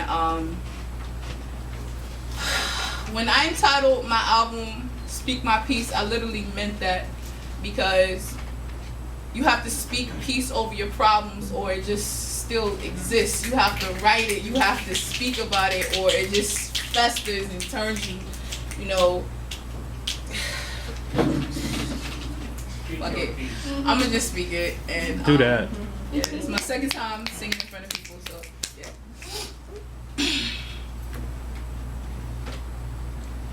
Somewhere over the rainbow, way up high, there's a land that I heard of once in a lullaby. Somewhere over the rainbow, skies are blue, and the dreams that you dare to dream really do come true. Someday I wish upon a star and wake up where the clouds are far behind me, where trouble melts like lemon drops away above the chimney tops. That's where you'll find me. Ow. Somewhere over the rainbow, bluebirds fly. Yeah. Birds fly over the rainbow, white in a white candle. I considered suicide when those rainbows weren't enough. When I was younger, not 18 but under 14, I like it, I chased my first rainbow. Followed it to an okay part of town. You think it'd be an okay place to chase innocence and light refractions, because that's what little girls are made of. Then they came. Something in like a hurricane. I heard the word storms bring the biggest rainbows. And here I am at the end of mine. And I am the one giving up my pot of gold. Actually, less given, more stole. 6 primary suspects, scratch that 6 primary colors. Arch me something proper. Broke my back into submission. I considered suicide when those rainbows weren't enough. They boomerang, banged me, turned me inside out, flung me out like a dog, but bitches always come home eventually. So I'm looking for rainbows everywhere. And it's not even like I got a choice. That nigga Roy G. Biv got my ass on lock. Ask any pimp. That's how you make hoes. Take those broken-hearted freaks with little or no self-esteem and morals, make them work, twerk on arches, then later taste the I'm tired of painting portraits in the dark because I'm afraid of hues I've seen. Too much red. I couldn't carry the baby he left me with. I have been yellow too many times to count. I'm afraid I'll be consumed. I wear purple too many times to count, so bruises don't heal. I've ingested too much blue. I'm becoming sadness. I considered suicide because those rainbows aren't enough. You think after all these rain showers I call tears I would have had enough, but I'm ready to black out and face that white like God. If you can hear me, please help me understand why rainbows symbolize your promises. If you keep flooding my world, I'm drowning.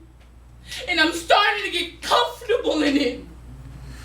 Like dying is better than living in color because all I've ever been is a collage of painted flesh.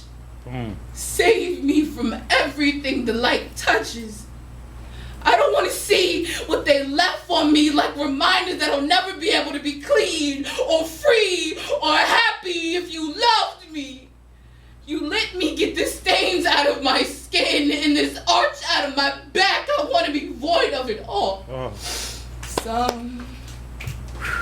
Well,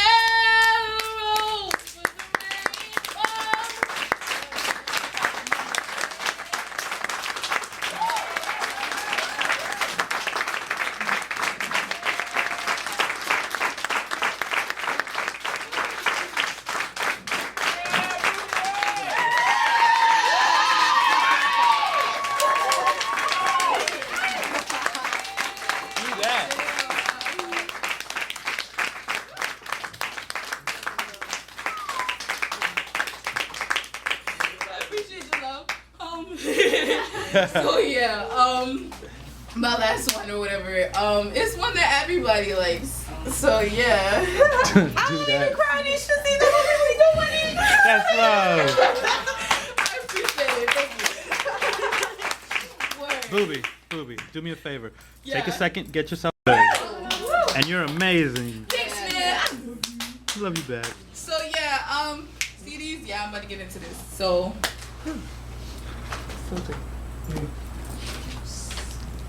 You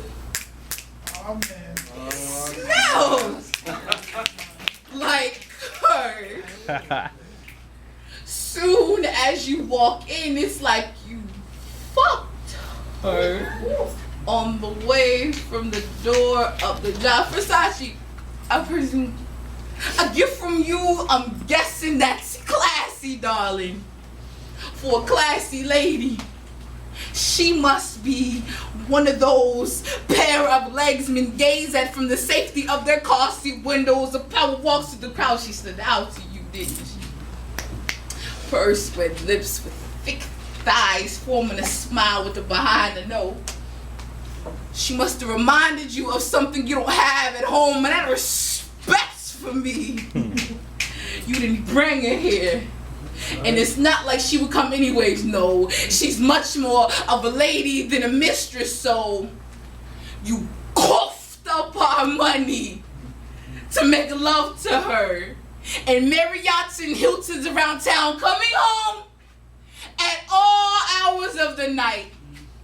Drunk, horny as she held out with liquor and pussy on your breath or smell on your clothes when you sleep in them. It's like you're fucking her next to me. So that's what I dream of. Of riding you. And you watching her. With hungry eyes ready to devour her. And all her beauty trying your hardest to prove to your man. With loving and dick for days when I'm at home. With your children. Falling silent when they ask me where you are in me. Having enough dignity not to lie and say, I don't know. Like I don't. When I do, I love you. With all 280 pounds of me, breasts, not as firm stomach, not as flat, but at least I made you a home to come home to. I'm sorry, I'm not enough. That my walk no longer rouses you, that my perfume is disguised as pheromones to make you notice me. Like you assume. I didn't know it was you. With lipstick stains on your collar, scratches on your back, and hotel receipts in the pockets of your pants. I'm not stupid, just stubborn. More willing to fight for marriage than fight the one who's trying to end up a baby. Sometimes ending the offender is sufficient.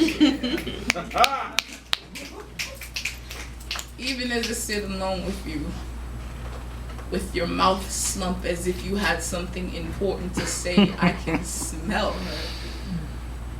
But she's not even in the same room as us. I called her over earlier and posed as your personal assistant, saying you need to meet with her. She was more than happy to. not thinking twice when drinking the macchiato I gave her when you came home. Your mouth was slumped as if you had something important to say.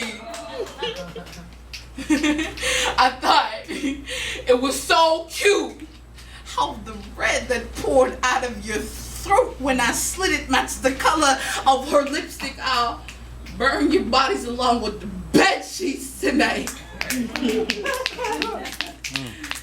You all reek the Vera Wang. And I'm more of a Bath and Body Works type of guy.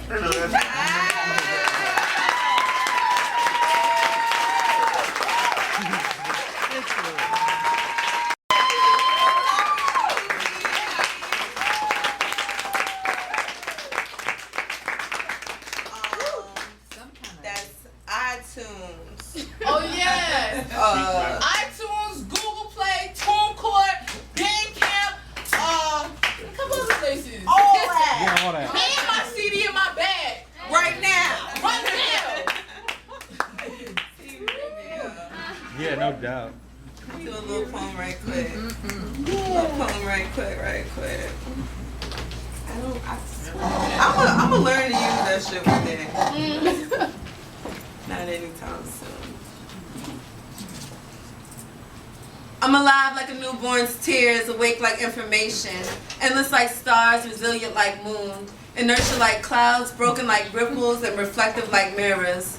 Questionable like red pill, blue pill, exhilarating like shiver, breathtaking like now, gone but present like dust, original like world, me like no other.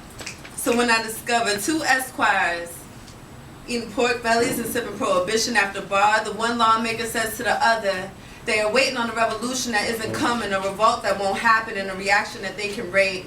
Don't you taste the deceit in the air? Can't you see the lies in their eyes? These protesters got them fooled. They are fueling the bullshit, should be pushed off fiscal cliff, just adding to the deficit and throwing salt on these like people for snails. Receding into their shells, heads nodding with their mouths nailed shut. I tell them, you're gonna shrivel up and die before you catch up and rise. Small fries in a field of mustard seeds. Butter biscuits busted by muskets, disgustingly disguised as enchanted when really they should be recanting their rebuttals and rhetoric. Hell, the government is heaven sent, the dollar makes show of the pyramids. I adore King of Nazareth. Constituents, friends, we need you. Bear your arms. We share the same veins, bulging like roots under skin with the blood of Constitution built within the carry flag, made to salute and work this great land of America. And my thoughts be like, fuck out of here. The revolution will not be quiet. It will not be hidden in words left on paper, tucked away inside the pages of notebooks that we don't open, hoping to hold our dreams to ourselves or left on shelves to collect dust. The revolution will not be a prologue or a last page, or play victim to coffee and grease stains or faded letters from blue and black ink that spread on yellowing loose leaf from the heat of sun rays. It will not be marked through. It will not be balled up. It will not be limited to characters. The revolution will not be quiet. The revolution will not be your girl or your old lady, will not be addressed as an infant child or treated senile because of age. The revolution will not be your bitch. Will not switch his hips for a look or a ride in your car or drink at the bar. Will not be your hoe and get low for your dough. Will not address you as a father it never had. The revolution will not use you. You can keep that. The revolution will not be quiet. The revolution will not be sexy, it just is. And the revolution ain't fucked, sex just is. The revolution needs love, love is that big. The revolution will not use its lips for your fantasy or be confined to the pixels and profile pics to be scratched and sniffed and dreamt about, slept on. The revolution will be more than a face and a frame. The revolution will not apologize from the juice running down her thighs or the hard-ons peeking from any of those five guys' thighs. The revolution will not tone it down. The revolution will not be quiet. The revolution will not be quiet. The revolution's stomach will grumble. The revolution will still have enough wind to rumble. The revolution will not be hot, although it may smell like a Newport. The revolution will not be a last resort or a spoiled sport. The revolution will not let you take its peace of mind for a dime or a line or otherwise.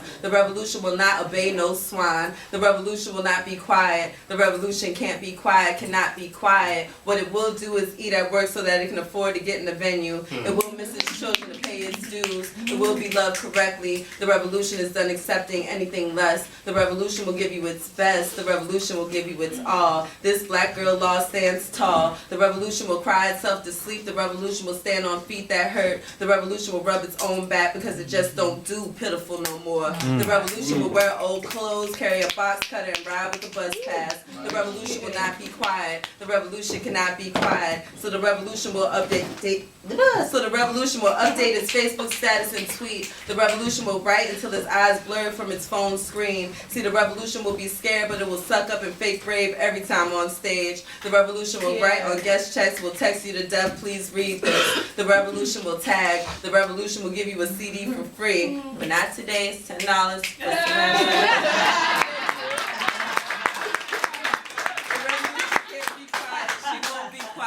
Her voice alone is going to start a riot, so the revolution will be televised, will be Facebook, will be emailed to as many as it can reach, to as many as it can teach, and to however many it is that will listen without pretense. The revolution will have no intermission. The revolution is trained to go. The revolution don't believe in snitching. It does, however, believe in letting shit go, but not without first speaking on it. And so I tapped lawmaker number 1 on lawmaker number 2's shoulder and turned around and said, my arms bear love, ancestry, legacy, and religion. I'm an American poet. Got a minute for a constituent. Friend. I'm trying to spit something to you.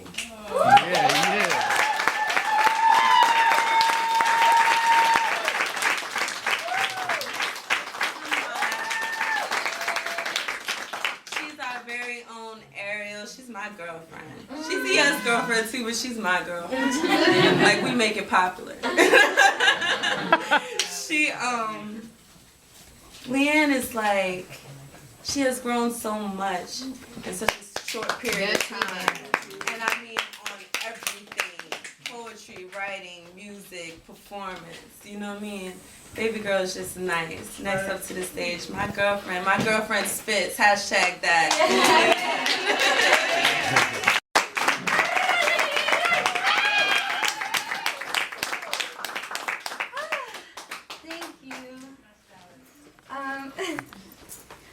Everyone has been so awesome. Shout out to Taz for being the dopest host.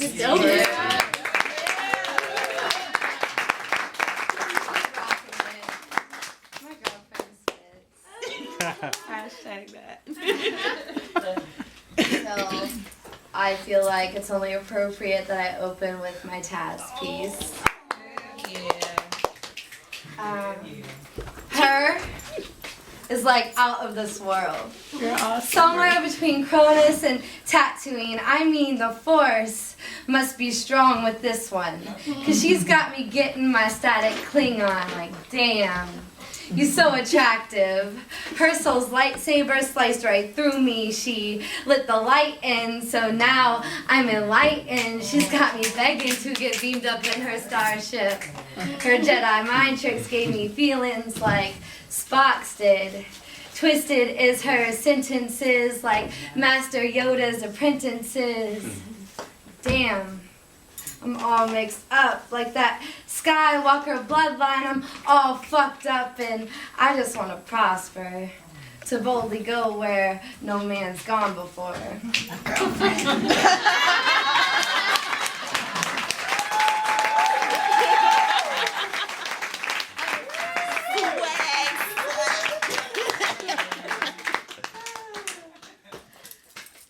I'm going to do some new things tonight. Yeah. This is a piece that was inspired by our teacher Dee Dee. He had us do something that had me in like a mermaid mind frame, so this is it. Once upon a time, not too long ago, the sea gave birth to a child. Immaculate creation. She would never know ordinary, for she was born with sunbeams in her bloodstream and waves in her hair.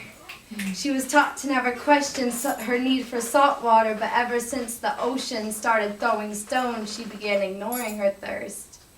Now, she only hydrates when she confuses the sand on her fingertips for dirt.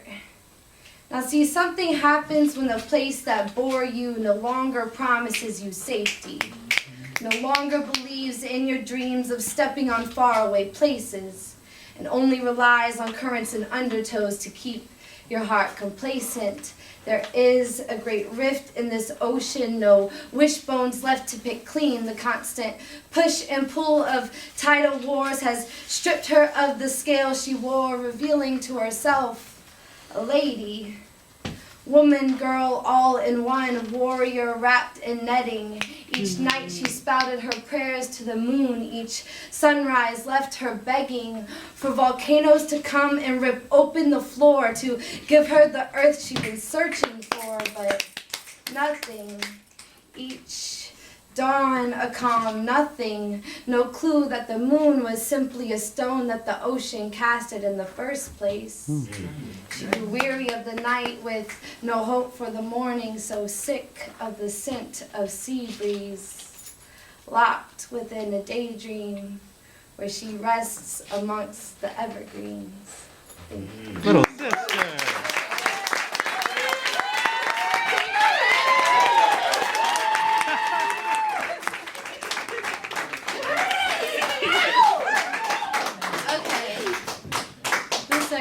I usually don't do like really heavy stuff, so this is kind of like a lot, but I'm trying some new stuff tonight.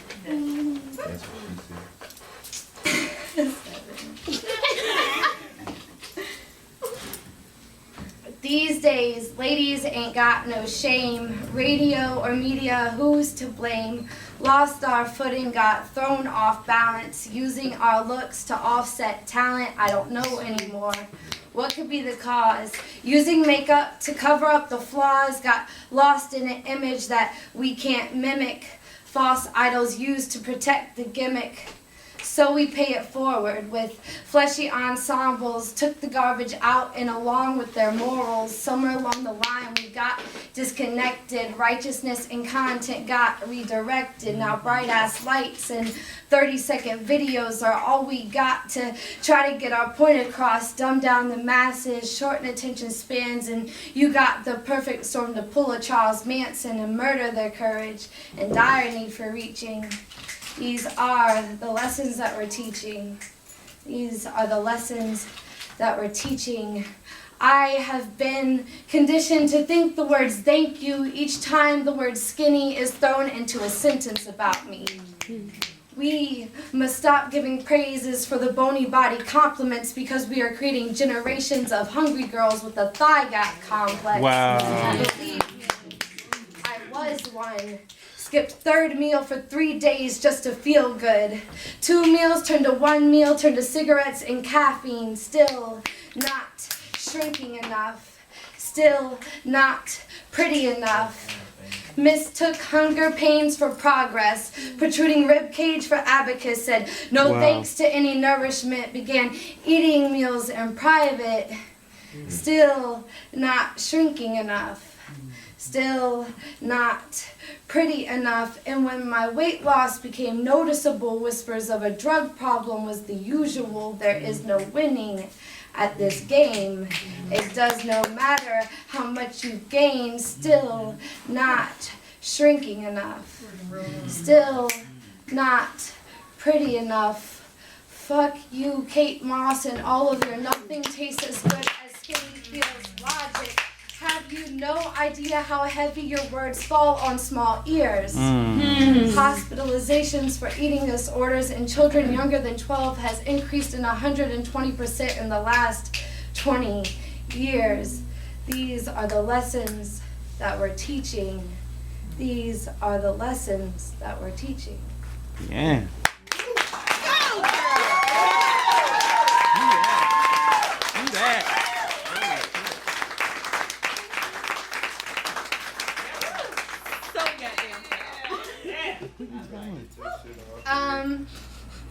I'm a knucklehead and I forgot my music.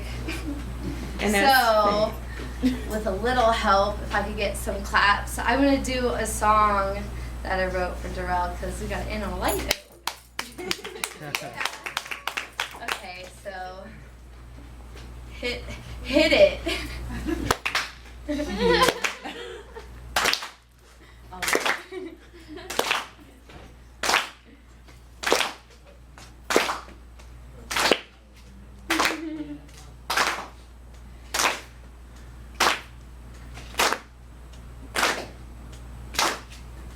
Baby, the way you got me, tripping over heartbeats. Never used to like games, now I'm telling Yahtzee, two of a kind.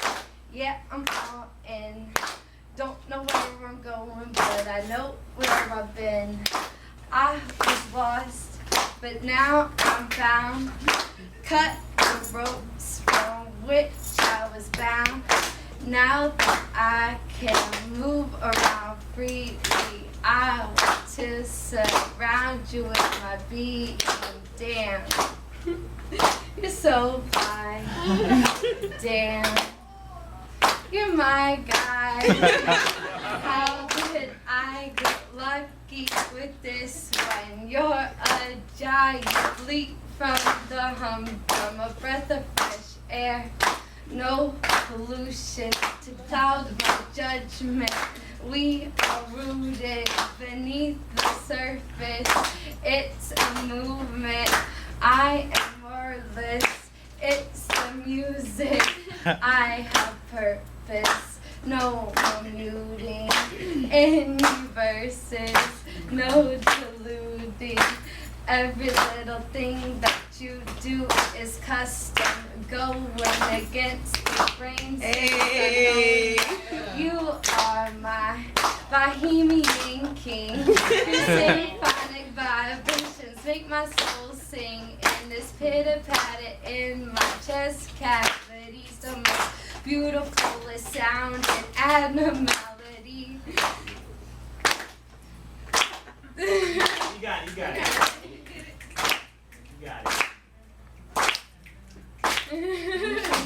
You got it. Woo.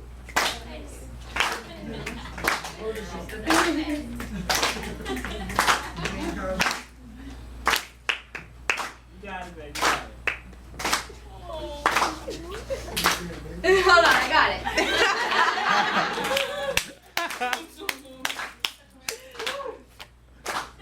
Just keep clapping, goddamn.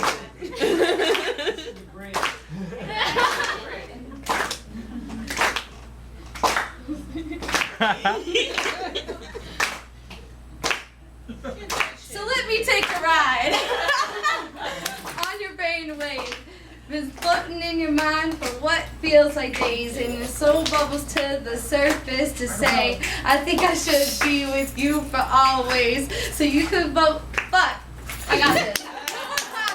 No more clapping. Solid set. You are my Bohemian king. Your symphonic vibrations make my soul sing. And it's pitter-patter in my chest cavities, the most beautifulest sounding abnormality.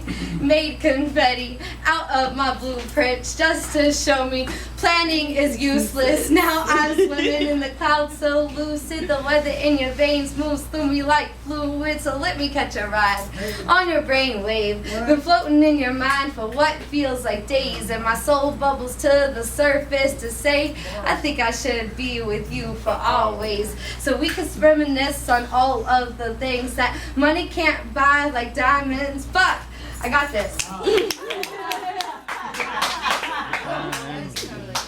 Like, let me just freestyle in the middle of my written piece. Do it. Killing it. The soul bubbles to the surface to say, I think I should be with you for always. So you could spill love in all of my days. And we could reminisce on all of the things that money can't buy, like smiles and dreams. And how ain't nobody fucking with the team.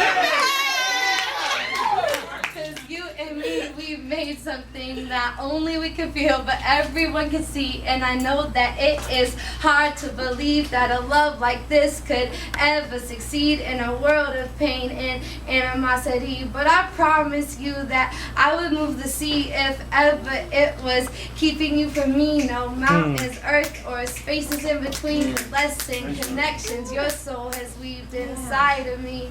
inside of me. No mountains, earth, or spaces in between, coalescing connections your soul has weaved. I remember when we first met, and I was so reluctant to let you in because I knew that I would fall so hard for you. Now when we get old and real wrinkly, I promise you will still be giving me butterflies and rosy cheeks, even if your smile ain't got no teeth. 'Cause your song is what my heart beats, and I will never need release. I set this track on repeat. Set this track on repeat. 'Cause your song is what my heart beats, and I set this track on repeat. Set this track On repeat.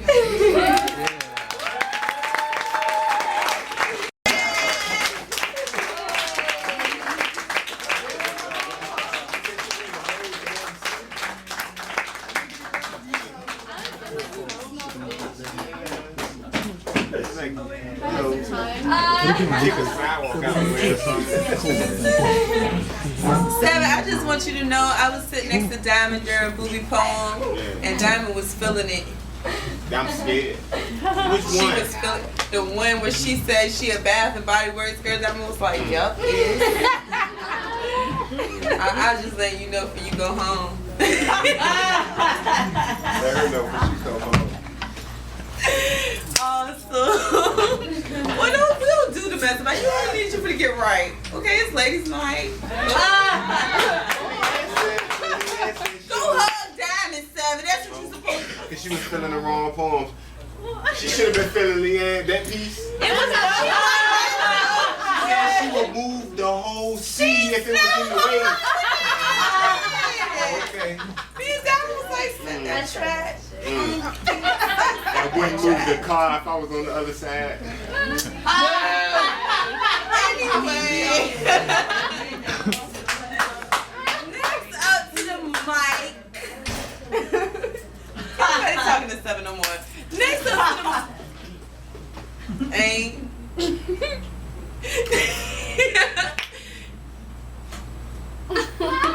Ben. Next up to the mic. That's the best Country? ever. Touch your nose. Next up to the mic. She's awesome. She's another one of my classmates. And Maddie is also a superhero. She just loves like mad baseball games with her twins. She has her daughter in here now. She spits in 2 languages. Yes. This thing be singing. She got a band be with her sometime. Like, it's a lot that come with Maddie. And it's about to go down. Next to the stage, Madeline Garcia. Welcome, baby.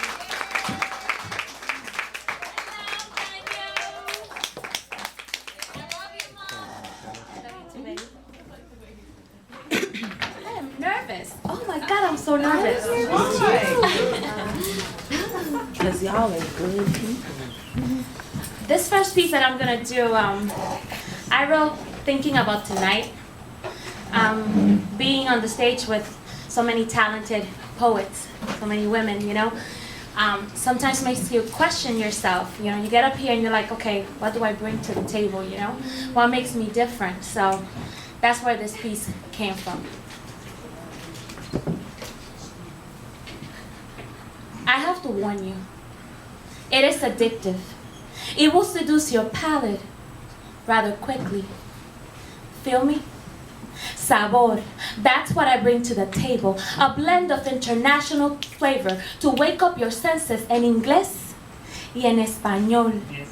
Esmelao, a complete body experience. No translation needed, because even if you don't understand me, I guarantee you will feel it. Es ritmo dancing through my veins, my pores crying out sweat, begging to stay connected, elated, infected, and it's not even a disease. It's called corazón abierto, the ability to communicate sentimiento, all with my speech. Es un don, a real gift from Papa Dios, a heartbeat trapped, set free by the echo of a drum. In a conga song, you caress the rim and you strike again and again. Better yet, you thump and feel the rhythm turn from your palms into a beat. You stomp your feet and you live. Tukutum ta ta ta, tukutum pa, tukutum pa pa pa, tukutum pa. Yeah. Let the rhythm teach, speak, preach, beseech, knock you off your feet while you get off. Sabor, that's what I bring to the table. Latina flavor, served to you as spoken word.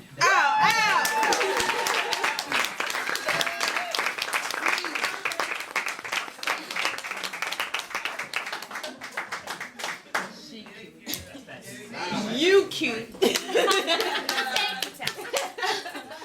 next piece that I'm gonna do, some of you or my classmates know that I've been working on a CD project, and I got my first few copies today. Yeah. So I'm excited. $10 with Booby. That's $10 right. as well. So I have some copies with me, and this piece that I'm gonna do now, I wrote a little while ago, and it's one of my favorite pieces.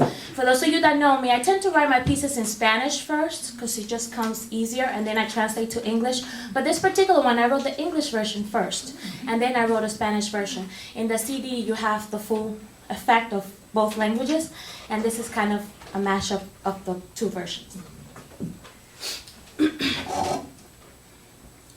Soy tuya. From the moment I walk across the floor, I don't feel chained by what I left behind at the door. All I see is your eyes, your smile, and that look that I adore. I'm taken. Tu apariencia me confunde y me produce lo opuesto a como luces. Detrás de tu rostro áspero descubro esa mirada tierna que quiebra mi interior. Mis adentros me regañan y me llaman la atención por nunca antes tomar en cuenta la pasión que me hace sentir. Puedo estar a 1000 metros de ti y sin embargo soy tuya.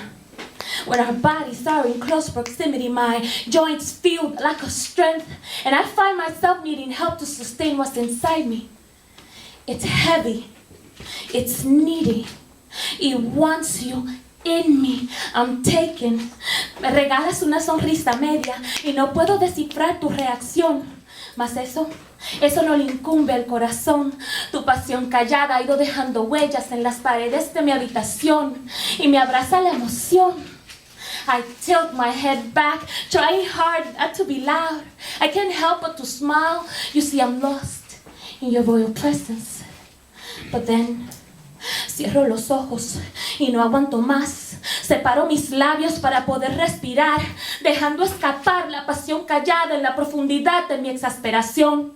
I can't deny it, I want more. In my mind, I'm already naked because in your presence, I'm taken. Ow, now. Soy tuya. Even before we say hello. I'm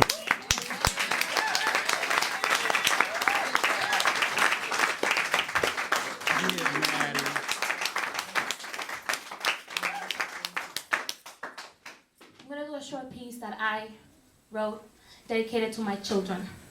As Taz said, I'm a mommy. I was at a baseball game and I told them I'm going to be late. My kids went from last place to the championship match. Team Superheroes, baby! They lost, but I'm super proud of them. So this piece I wrote for them. It's called Knock on the Door.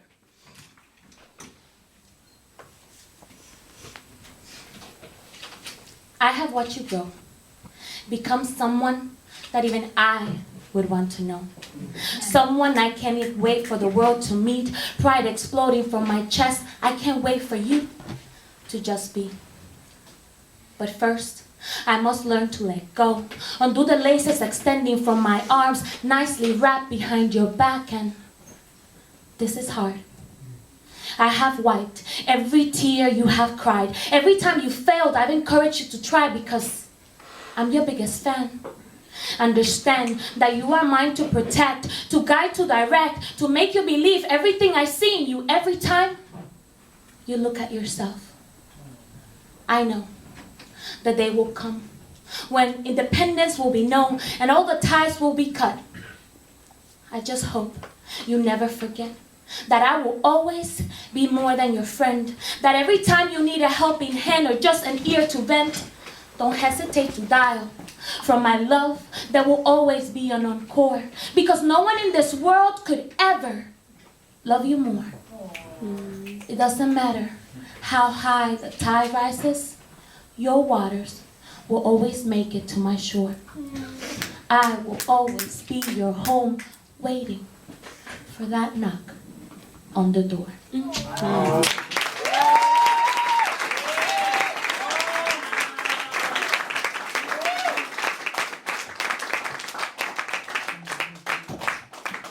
gonna do one last piece. And this piece I wrote because every time you fill out an application or people ask you, oh, so are you black, are you white, are you Hispanic?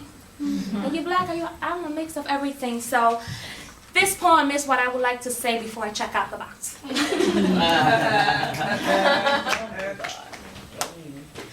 Yo soy mulata.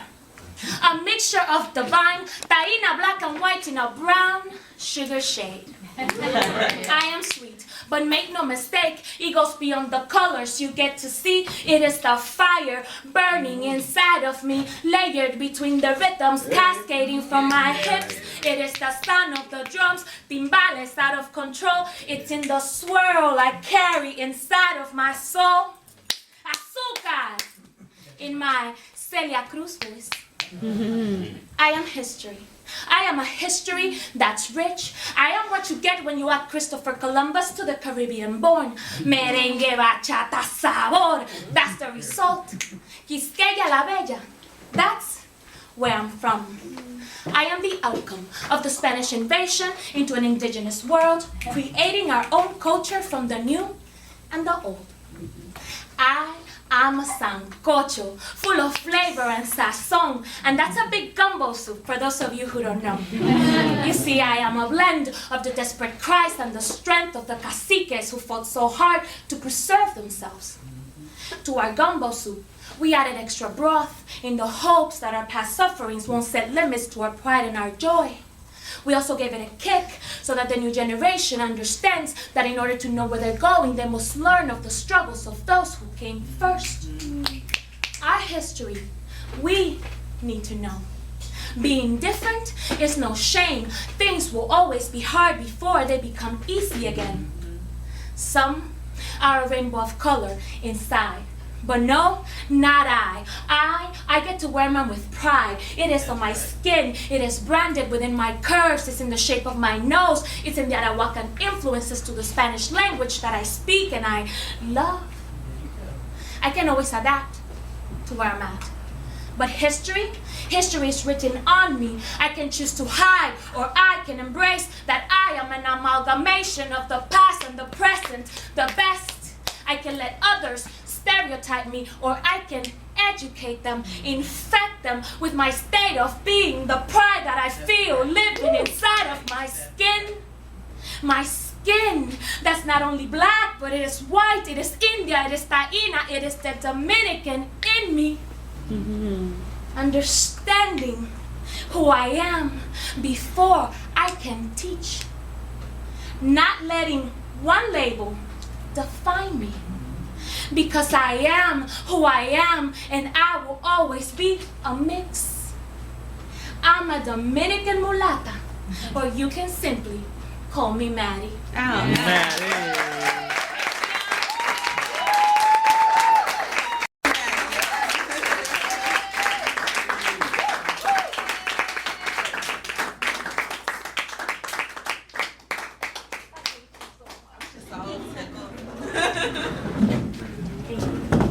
Progress. Almost finished. Almost finished. It's so sassy. We just gonna take a little second out for art. Shh. She's swirling shit. How are y'all? How was this evening for you?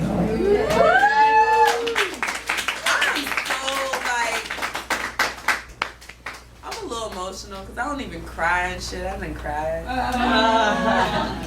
You know, I had proud tears and everything. Oh, my baby's I'm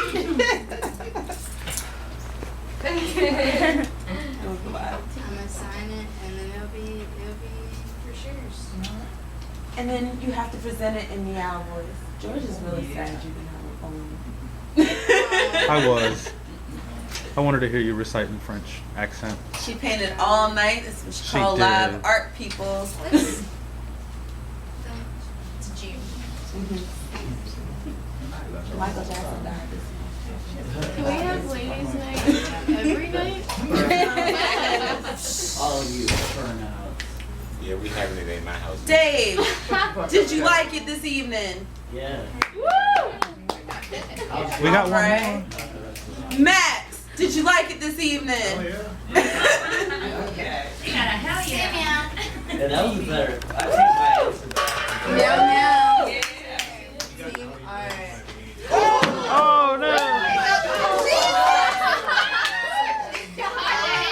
Too hot to handle. Sit Ebony Barbie. Oh, Ebony. Alright.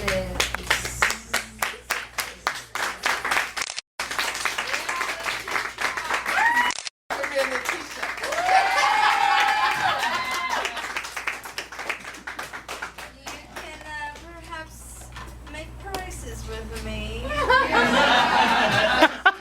In your rooms, stare at you while you sleep. Yes, yes. But for real though. It's okay to think she's. I just got a job. This is an awesome night. I thank y'all so much for coming and staying and all of that. Yep. Last to the stage.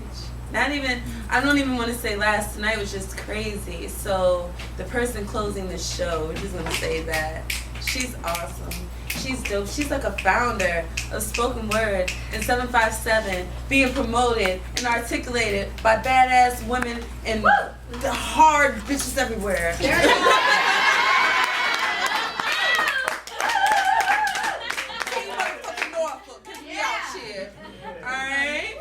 Fucking first feature here. Fucking first feature.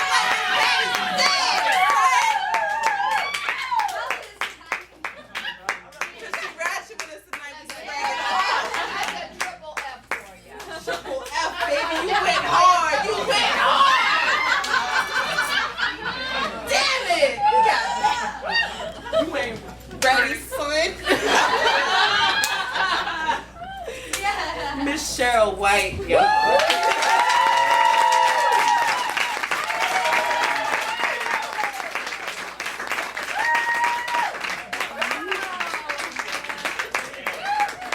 So I'm gonna say something. I came back in April because Dee Dee gave me a buzz and said, "Hey, I want you to do this feature," and I hadn't read in a year. And I came and read and had a wonderful time. And after the show, two lovely young ladies came up to me and were like, "Oh my God, we've heard about you. We saw this video of you." It was incredibly humbling to realize the kind of history that I had, that I didn't know it was a history. You didn't know I was 22 writing poems about one night stands. I had no idea. And then to come to this tonight and see these ladies like take this stage and own it. It's great. And you're interested, we didn't have this. This didn't exist. You were the side act to whatever was happening at the bar or the coffee shop. You were not wanted. I learned how to deal with hecklers. That was the thing. And so lots of girls didn't want to do that for a long time. So for years I was in these poetry events and I was the only girl. They stuck me in the middle between all the guys. And that's what I did. And I didn't know I was even doing anything good. I thought I was token. And none of you ladies could ever be considered token. So I gotta explain some things tonight. I'm sorry, but that's just where I'm at tonight. So you always think, "Oh, what are you gonna read? Let me read some stuff. I'll read different styles. I'll read different pieces," and then something happens that week, and you have to read that. That's what you have to read. So this Monday, I found out that my stepfather has terminal cancer, and I have lost a lot of men in my life. A stepfather, a father, countless boyfriends, some for the better, friends along the way. And when you're faced with the knowledge that you're gonna lose something, that void, that thing, you have to figure out how you're gonna process it. And I went back and started looking through some of my poems that were about different types of loss. And so I'm gonna read some of those tonight. It's a little heavier than what I normally do, but that's what the stage is for. Get it out, baby. So this is a piece that I wrote for a workshop with Tim Siebels. It's also part of a series I had done where I wrote poems about what people had taught me. And so this is about my late stepfather, Frank. So, coffee break, what Frank taught me. They were never married, stayed together for 3 years. She had a dress though, and March plans, double enveloped invitations and a cross-town location for the reception. He died in January. His heart rejected pneumonic blood like lawyers denying changes to a prenuptial agreement. One is left to wonder if the words, "I do," were fresh in his feverish mind when death began its interrogation. His name was Frank. Frank was a sheriff. He once tried to quit smoking. He walked around the house twitching like a cold chihuahua. He could have stippled the Sistine Chapel with his nervous energy. Frank smoked until the day he died. It was a Wednesday. And his stepdaughter-to-be was taking midterm exams. Half days meant babysitting the kids down the street, but death met her at the front door in the shape of her mother, wrapped in his flannel shirt. Frank was 42. He had planned to go to the doctor when his love got home. She asked before going to work, "You aren't gonna die on me, are you?" "No, I promise I won't," he responded. Their final words would break her, and she could not help but think he was a liar. Frank had a big funeral. He was retired military, and the police department wanted multiple viewings. Everyone wanted to visit, share their funny, endearing stories. His stepdaughter hated caskets, and being forced to sit next to his for 2 days seemed like excessive torture. She discovered she could leave the room to get coffee. Frank drank 4 pots of Folgers a day. When the time came to leave, her mother crawled into his coffin. Skinny fingers clenching his jacket, white as fear. The casket swayed under the weight. His stepdaughter began the struggle to bring her mother back while she fought to join him. It took 2 people to get her mother home. In the months to come, Frank's bride tore their invitations into tiny pieces, ripped them over and over again, echoing her inside to the bedroom floor. She left her room rarely. And his stepdaughter found out how easy it was to buy groceries and pay bills, balanced her mother's checkbook, and made sure she ate. They were each alone in the world. On Sunday evenings, his stepdaughter took to borrowing the car. She would hang out with friends at the Waffle House near the hospital where they pronounced Frank dead. They counted the ambulances as they passed, tallied them up like punch buggies on long car trips, tried to break nightly records. She drank coffee to swallow the lump in her throat. She smoked cigarettes to keep her hands stoic. She wished that no one would notice. She wished that the grocery store clerk wouldn't question why she was using her mother's checkbook. She wished that someone would come over to help her. She wished she had her mother back. She wished he had never broken his promise. She wished that someone was paying crying for her piece because her hands were too full and coffee breaks are never long enough to handle topics like love, grief, or hope. She needed a way to explain it in less than 15 minutes. He died in January. His name was Frank. He was a sheriff and he smoked until the day he died. He was only 42. There was a big funeral. He drank 4 pots of Folgers a day. It took 2 people to get her mother home. They were each alone in the world. She smokes to keep her hands stoic. This is how I explain it in less than 15 minutes.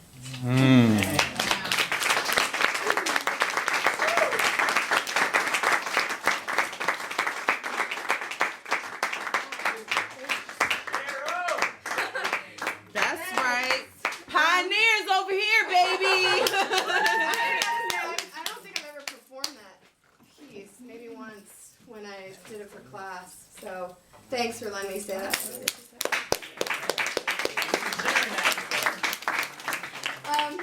The other male I've lost in my life, I was once married. I was so young. I got married at 20. Don't do that. Oh my God. Don't do that. I'm 20. Don't get married. Sorry. Just hold on. You can live together. It's not bad now. So no, he was my best friend, and we were just too young, and I adore him, and I wish him the best. But when you're young and you get divorced, and now it's like people are like, oh, you're supposed to check the married or divorce box. I have to check the divorce box. I've been divorced for like 10 years, so I don't think it counts anymore. But there are. I just say single. But there's things about divorced women that still apply, and so this is a little bit about that. It's all true, what they say about divorced women. The fantasies of being stuck in small apartments alone with 20 cats and the highlight of your life revolving around 7:30 p.m. reruns of Wheel of Fortune.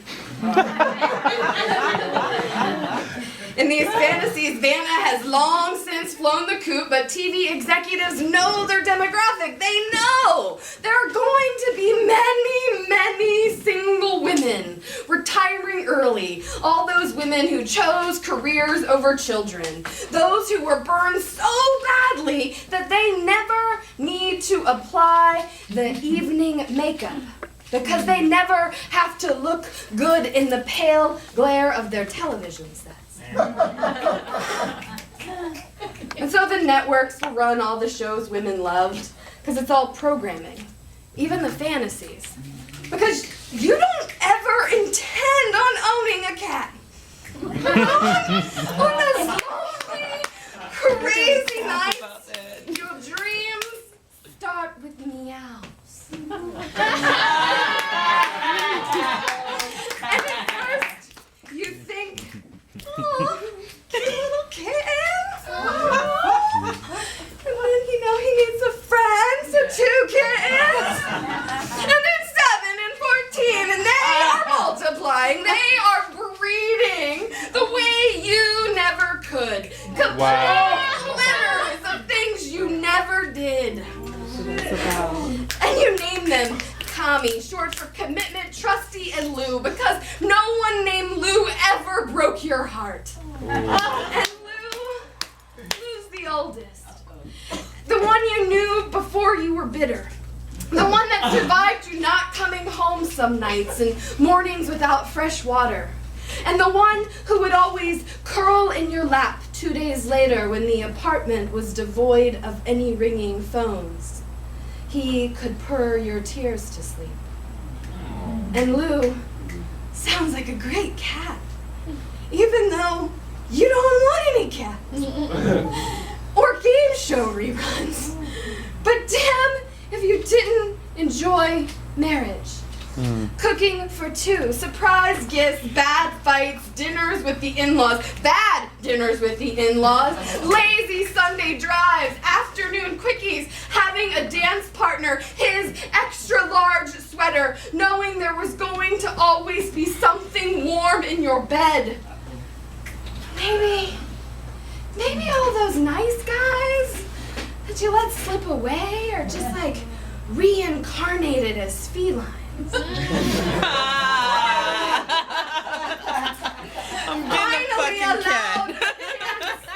Finally allowed to join you in bed, given a second chance, a rerun, because it's all programming, man.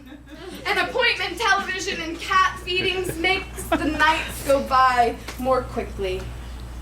And sometimes divorced women love the irony of buying the vowel I, knowing they are the only ones who know its true value, the only ones who know what it really costs. And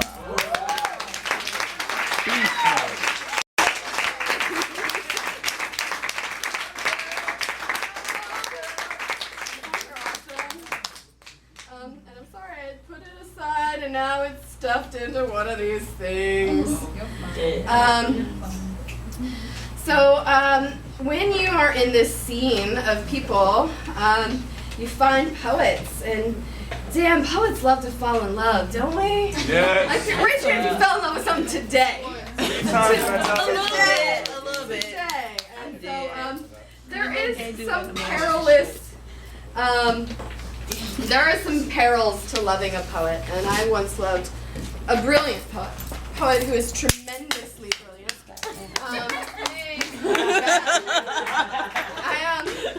I loved him. I loved him more than I think I will ever be able to admit. And he had a bit of a mental breakdown, and he is in a much better place now. But that person that I loved is not there anymore. And so I wrote this about him a couple years after things had been there. And you know, when you lose something, but it's still present in your life, it's hard. So, and this situation was really hard. Yesterday, you showed up in my mailbox. Your full name, all caps, courier font. Like a newspaper headline announcing your miraculous return. Or the surprise that you had never really left. That you were just waiting for me in the apartment upstairs. The apartment with the new door because it was robbed once after you moved out.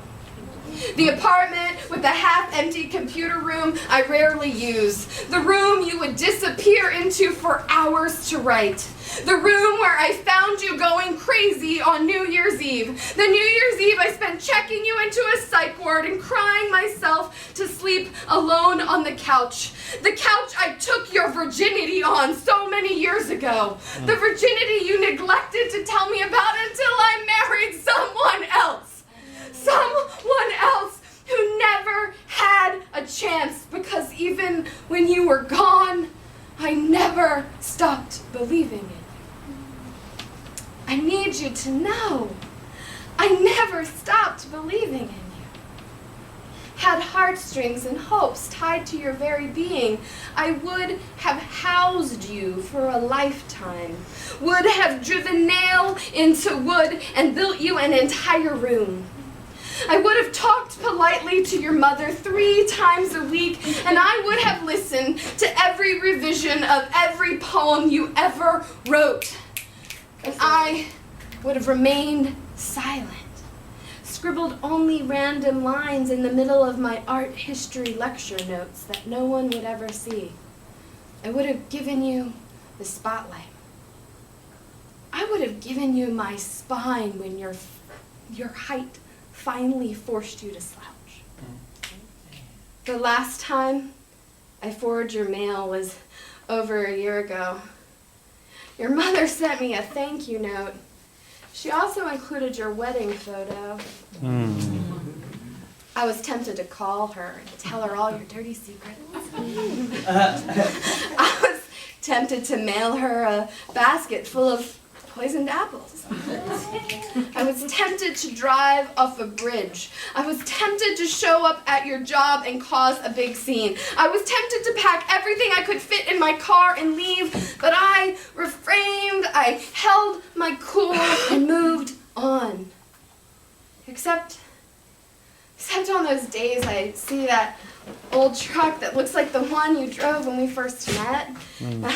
The one that we sat and talked in for hours after the poetry that was over and the cafe was long closed. The one I know you stopped driving long before we stopped dating. I always expect to see you in the cab, looking like you were then, all long-haired and smoking. The you I never got to say goodbye to. And I think I'll think about this way for the rest of my life. And I would have forwarded you mail if I hadn't discovered words again. I decided that writing a poem about you was better than not writing poems because of you. All right.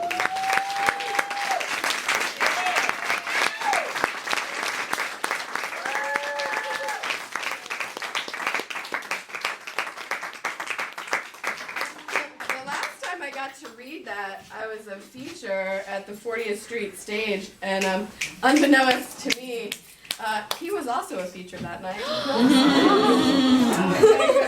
Validation. Again, peril of dating a poet is they'll write shit about you, and they will read it and have details. So be careful. Maybe date outside the circle. And I promise not to leave you on the heaviest note. There are people that have gone, but that have left really beautiful things for you. And I'm from a very mixed family. I'm the youngest of 13. Wow. But my parents got remarried. There is like a divorce lawyer on retainer in our family, so it's okay. We got remarried a lot, and so. But one of the blessings of that is you get a huge family, and I had a really wonderful set of step grandparents, Grandma and Grandpa Lampy, and they pretty much defined to me what love was about. Although he would turn off his hearing aid when she got annoying. And he used to like bitch about her. But then he would be like, what would you do without her? He's like, I don't know what I'd do without her. So, brilliant man. He was tall and skinny, she was short and fat. I loved it. I loved everything about him. Yeah. And so I think about that kind of love when I think about things and what I really want in life. And so this is a little bit about that. It's called Home. Love me, love me, love me, lovely. Love me laughing, love me losing my mind, love me lazy and lounging, love me alphabetically, letter by letter. Love me like limericks or licorice sticks, love me shifty and sultry, love me stubborn and stunned, love me sickly and whiny, love me like the wind, love me like open car windows. Love me wallowing, love me giving, love me living, love me diving, love me touching, love me touch down and let down and like sound. Love me cross your heart and hope to die. Love me chip nail polish to stretch mark. Love me all curled and made up. Love me like chocolate chip ice cream cup. Love me cocoa crispy cocoa puff. Love me cherry on top like the first day it gets hot.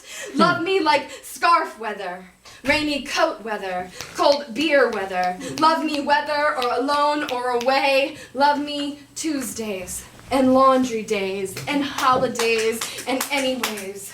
Love me heartfelt and hopeless. Love me heartbroken and flawless. Love me loose leaf notebook. Love me new poem like the one I just wrote. Love me like Grandma and Grandpa Lampy.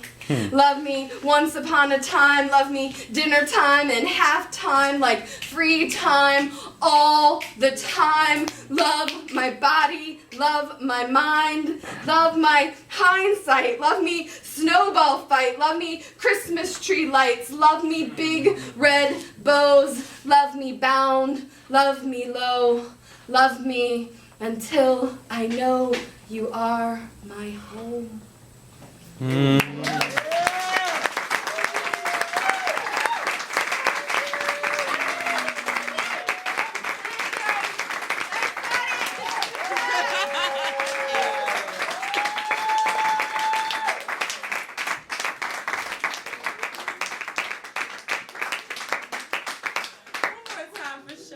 mic, y'all.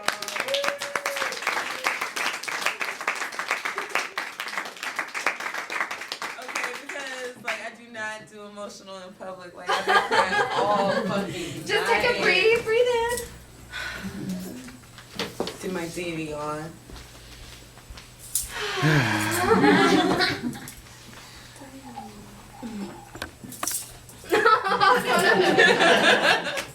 Was it not a dope night? Thank y'all so much for coming. Thank y'all for being the type of audience that you were. Thank you to everyone that featured. Thank you, Letitia. Everybody meow? Meow! Cheryl White, y'all. Thank you, Groovy. Nella Garcia, Leanne, Parks and Recs. Yeah. Taz.